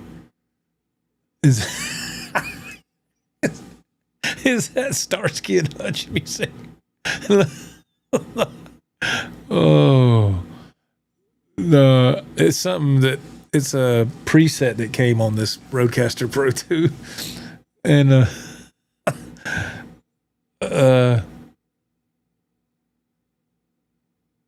Mr. Curtis said it never dawned on me to flip over to one of the shows to watch the ball drop. Nah, dude, you ain't missing nothing with that.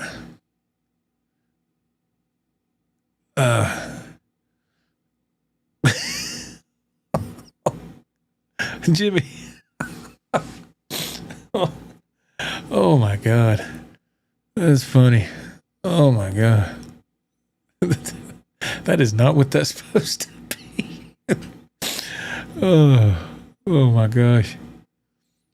Let's see. Okay. Oh yeah. I'm sorry, man. You're just over the line, aren't you, Mr. Curtis? Okay. You're just in that Central Time Zone. Yeah. Wow. That's crazy. Man. Wow, we've been live for 4 hours and 3 minutes. I think my record is like 410 or something. I'm not quite sure. Bow chicka wow wow. Yeah, buddy. That's funny. Yeah, I remember watching that when I was a kid. The Dick Clark rocking New Year's Eve. That was the man that never aged, didn't it? He never seemed to age. Man. Dick Clark.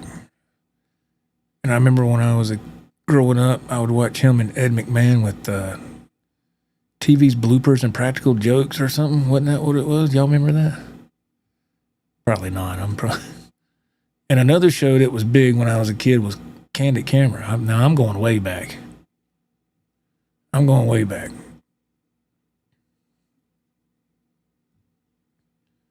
thought for sure Tennessee was East Coast. Yeah, some of it is, and the other part of it is Central, yeah. Just enough to cross over that time zone. Isn't it crazy? Yeah. Yeah. Oh, you remember that show? TV's bloopers and practical jokes with Dick Clark and Ed McMahon? Yeah, I remember that. And I've actually looked up some of the old episodes of Candid Camera on YouTube. And it was it's funny how they would get some people on certain things. People were so gullible. Nowadays, it's the only thing that gets me is when you see, I don't watch it. It just, I scroll if I'm on Facebook for a second or something. And you see those Facebook reels and it shows people, they're supposedly in an airplane and you can tell it's a set. It's not they're not inside a real plane, and somebody's like a fake argument is starting or something. And all the window shades are always pulled down on these sets, because they can't, because they're not really on a runway. I can't stand that stuff. And it has millions of views. I'm like, man, that's fake. That's not real. But some of these young people these days, they'll watch that stuff. And I'm like, dude, it's not real. And then when you see somebody doing something out in public, they act surprised and all. And I said, you gonna tell me you don't see the guy holding the phone filming? You don't see that cameraman? The people that are in on it, and they try to act like nobody else is there. I'm like, man, that's fake. I'm like, come on, man. Let's see. Bloody suit. Oh, yeah. Candid camera and all that. Yeah.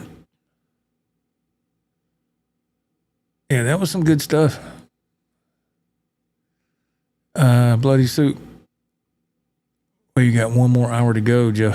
I do? Oh, my God. I don't know if I have another hour left in me. Man.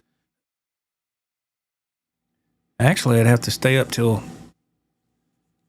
Wouldn't have to stay up till 3 a.m. to get all the time zones? Isn't that what I'd have to do? Ah, man, I'm not doing that.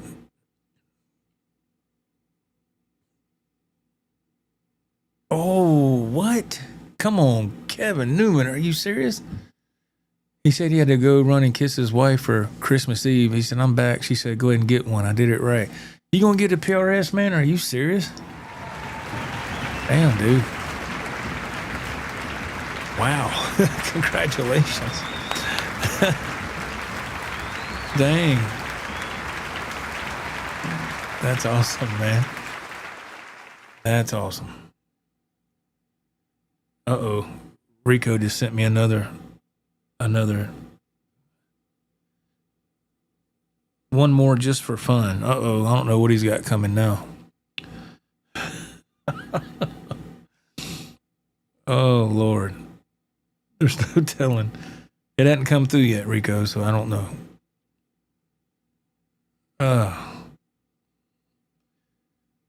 We'll see. We'll look at it whenever it comes through. Let's see. Let me look at this chat real quick. I can't believe we still got all these people in here.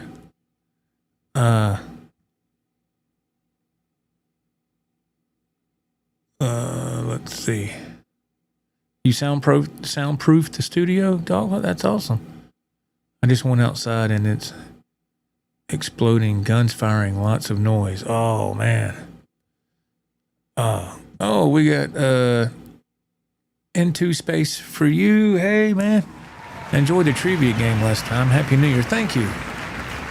Yeah, we're going to try to do some more of that.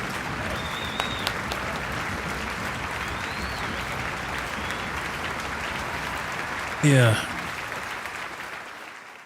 Yeah, we'll have to...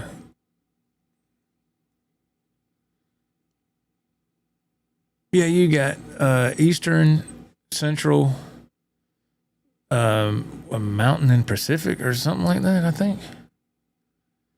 Hell, I don't know. Maybe I'm totally off. But I thought there was. Let's see here. Jimmy Z, he says, Joe, believe it or believe it, your show is better than any of the garbage on TV these days. Or the tube, for that matter. Oh, thank you, man. I appreciate it. Thank you very much. That's very kind. Hawaii. Yeah, Hawaii, that's true. Yep. They're in there. I don't know what time zone they be on. In Alaska, they're, I think, I don't know how far behind they are or whatever. I don't know. But I'm not sitting here for all that. I couldn't even ring in the Eastern time zone at the right moment. I was sitting there playing. I'm like, all right, when this song gets done, I should have a good 30 seconds. And I get done, I come up, and it's already the New Year. I was like, well, I missed that one. Yep, that's my luck. A day late and $1 short, right? Man. Oh, good gosh. Let's see. Bloody Soup says, yeah, Jimmy, I hardly watch TV anymore. Just my sports teams and then just YouTube and the Joe Show. Thank you, man. I appreciate that, Bloody Soup. That's very kind. Man, y'all hanging with me. I can't believe it. Thank you. That's really nice. 4 more hours. Yeah, I'm telling you. Okay. All right, let's see. What do we got here? Decatur looks like 8:09 p.m. in Hawaii right now, according to Google. Oh, wow. Okay. Man. Rico B. Hawaii is 3 hours behind us. So 5 behind you, Joe. Wow. Okay. Man. I didn't know that. Mr. Josh Thomas. Hey, man. New Guitar Day. Went and picked up all original 1962 Gibson Melody Maker for my dad. Oh, man. You got that for your father? That is so nice. I see that as your picture in your avatar, isn't it? Isn't that a Melody Maker? Well, that is super nice, man.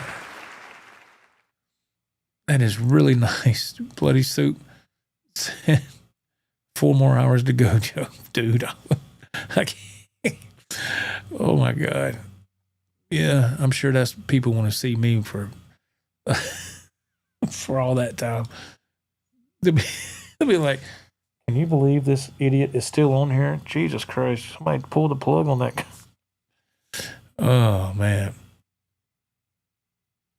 Speaking of weird TV shows, do you remember Max Headroom? Let's see who remembers this. Oh, my God. Talk about an 80s staple. Let's see if I'm the only old guy in the room here. Mr. Josh Thomas. No, that's my 1965 Olympic in my picture. Yeah. Oh, your Epiphone Olympic. Okay. Oh, that's super nice. You got a Melody Maker for your dad. An all original 65. Man, that is nice. Nice. Oh, yeah. Yeah. The dog puss says Adam 12. Oh, I barely remember that show. Yeah. I barely remember that show. GRB Aquatics, 5 p.m. New Year's Day here in Eastern Australia now. Can fly Australia to Hawaii and get there before you leave. GRB Aquatics, how you doing, man? Happy New Year. 5 p.m. So he's ahead of us a pretty good ways.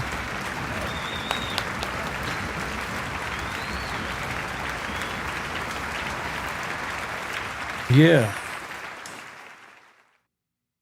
Acator says, I saw a homage to Max Headroom yesterday on that older sci-fi show, Farscape. Yeah. Max Headroom. Max was a weird thing. It was weird. I didn't really watch it. I seen it a little here and there when I was a teenager, and I thought, I was like, that is weird. Or the guy that cracked the code when he got on some TV stations. Have y'all seen that? The guy that's dressed up like Max Headroom, and he interrupted the TV show, and he was doing some weird Max Headroom stuff. If you've never seen that, look it up on YouTube. That was pretty groundbreaking for back in that time, to be able to interrupt a TV signal and get on a major network, and they caught that dude. He got in big trouble. I think they did. I think they caught him. Or maybe I'm wrong. Maybe they didn't. But now all those TV signals are they're encrypted. That's what I'm trying to think of. They're encrypted, so you can't do that no more. It created havoc. The Max Headroom thing, yeah. I don't know. I just thought it was kind of strange. Kevin Newman, SC Quilt. Oh. On your old shop, American Musical. Oh, Lord. You gonna get that SC Quilt? Man, congratulations. That is so awesome. That is so awesome. Man, nothing like New Guitar Day, is it? I'm telling you. Man, there's nothing like that. It's so cool. I gotta go. I'll go Friday and pick up my truck. I'll leave the shop, the auto shop, and I have to do my errands that I have to do on Friday. And then I gotta figure out. Ralph and I got to figure out what to talk about on the show for Saturday. I can hear him now. He'll send me a message later on today, and he'll be like, "Good God, you were live for over 4 hours. What are you talking about?" I'm like, "Dude, it's the chat. It's without the chat, I couldn't do that. I couldn't do this. But the chat, an active chat, makes it possible. Like I said before, is when you have a good chat, you can go on for a long time." So yeah, 4 hours and 16 minutes. I got 10 seconds till I beat my record. Man, ain't that something? 3, 2, 1. There it is. Man. That should be a new record. Should be a new record right there. That is crazy. Solo show, 4 hours and 17 minutes. Dang. GRB Aquatics, 1980s Christian Slater movie, Pump Up the Volume. Awesome from home radio broadcaster. Christian Slater, the first time I seen him in a movie was, there was a movie called Billie Jean, had Helen Slater. It's his sister, actually, Christian Slater's sister, Billie Jean. That was a great movie for back then. Christian Slater was just a young teenager in that movie. A caterer says, new record, New Year sounds like you're doing it right. I don't know, brother. I just flying on a wing and a prayer, right? But super cool movie and soundtrack. Billie Jean was, if that's what you're talking about, I'm not quite sure, but I remember Pat Benatar did a song for that soundtrack. We will be invincible. That was the name of that song. I got the backing track for that, and it's a great song. And her husband, Pat Benatar's husband, I'm drawing a blank on his name. I just had it on the tip of my tongue. He's incredible. She married him years ago when they were in that band together. And I didn't know this, but he is the one that played the solo and the rhythm. Oh, what's his name? On Jesse's Girl by Rick Springfield. Oh man. Why can't I think of his name? But, and I saw a video on YouTube a couple of nights ago, and it had, you can tell this was set up. Neil Giraldo. Thank you, Rico. Thank you. Neil Giraldo. Thank y'all. Thank you. See, I can count on y'all. I'm brain dead, man. But you talk about a melodic guitar player and a very awesome, talented guitar. That's Neil Giraldo, man. God almighty. But I saw this video that it said dad band, middle-aged dad band practicing in the garage or something. And they were doing Jesse's Girl, and Neil Giraldo showed, he's like, "You're not playing that right." And I thought, uh-oh. And he played it. And because, when Rick Springfield did a bunch of world tours back in the day, Tim Pierce was his guitar player. And I always thought Tim Pierce played that solo. But no, it's Neil Giraldo did that. Yeah. Yeah, he is a killer guitar player. He's, God almighty, man. Look at some of those old videos when back in the day in the early 80s of him and Pat Benatar performing on some live stuff, and watch him. Oh. And he primarily plays with a clean tone. That's what blows me away. And Jimmy Z said, yeah, Neil also produced that record for Rick Springfield. I didn't know that. I thought what's his name produced it. He's passed away now. What's that producer's name? He was in that documentary that Dave Grohl did, Sunset Sound. Ain't that what it was? Man, what's that producer? He produced a lot of those 80s albums. I'm drawing a blank on his name, but that's a terrific I bet I watched that. When it came out, I bet I watched it 3 or 4 times. It is a fantastic documentary. and Dave Grohl bought that Neve board from the old man that owned that studio. I guess, I don't know if that place is, Sunset Sound's still there. It's still there. I think, isn't that in the right studio? I think it is.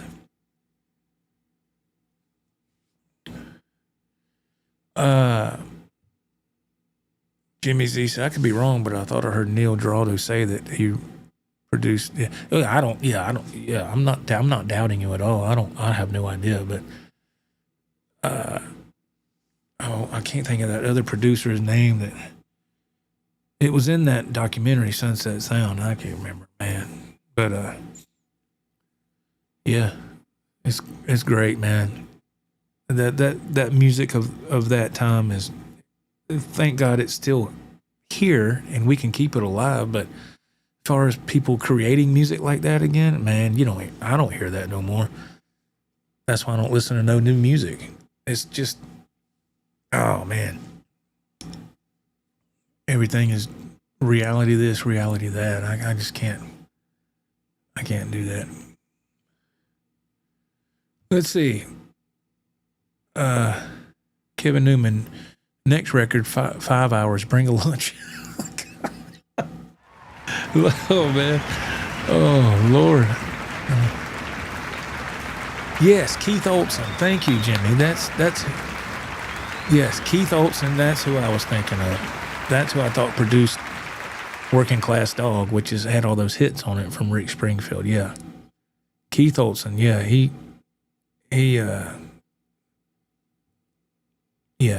was the one I was trying to think of. Let's see.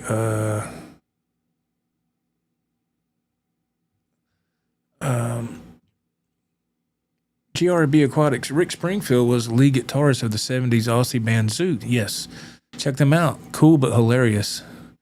Flared trousers. Yeah, and you know what? Rick Springfield, he's a damn good guitar player too. He's a good guitar player, man. Don't underestimate. He's damn good. I always liked him, man. I always thought he had some great songs. Man, I don't listen to audiobooks anymore because it got to where they were making me sleepy. But for a while there, I would listen to audiobooks. I'd get a book from Audible, and I did get Rick Springfield's autobiography, whatever. Man, God, dog, I don't see how his wife is still married to him. All the flings he had. Whew. He talks about it all in his book, and I was like, damn. But he he enjoyed being famous in his time. That's for sure. Yeah, Keith Olsen was the producer. Yeah, that is what is good about AI music. You can now create new music from whatever genre you want. Yes, Decatur, thank you. That's why I enjoy doing this with this Suno AI generator. I can keep that genre alive, so to speak, for me, And it was, it's just fun to mess with. GRB Aquatic Zoot do a real cool version of Elena Rigby with Rick Springfield. Awesome solo. Yeah, he's a great guitar player. And I'm going to close out by saying this because I never touched on it as of yet, but I am right now. Back in the day, I used to watch this one particular YouTube channel, and I would watch it all the time. And then over time, I just I guess I watched it to the point where I noticed he was kind of changing up what he was doing. But in the early days, he had some really interesting content. And then he started to change it up a little, which is, content creators' prerogative if they want to do that. And over time, I just kind of got away from it. But he always came across as a really genuine, nice person. And he had a best friend that I was able to do music with virtually. You know, he lives down in Florida. And this was years ago. This wasn't nothing recent. And he would send me drum tracks of him playing. He would have his phone set up and he'd record a video of him playing. He'd send me that video and then I would just put guitar to it and make a song out of it. I put bass with it, solo. And we did that for probably about close to a year. And then eventually that just kind of fizzled out. But the guy I did music with was friends with the content creator that I'm talking about.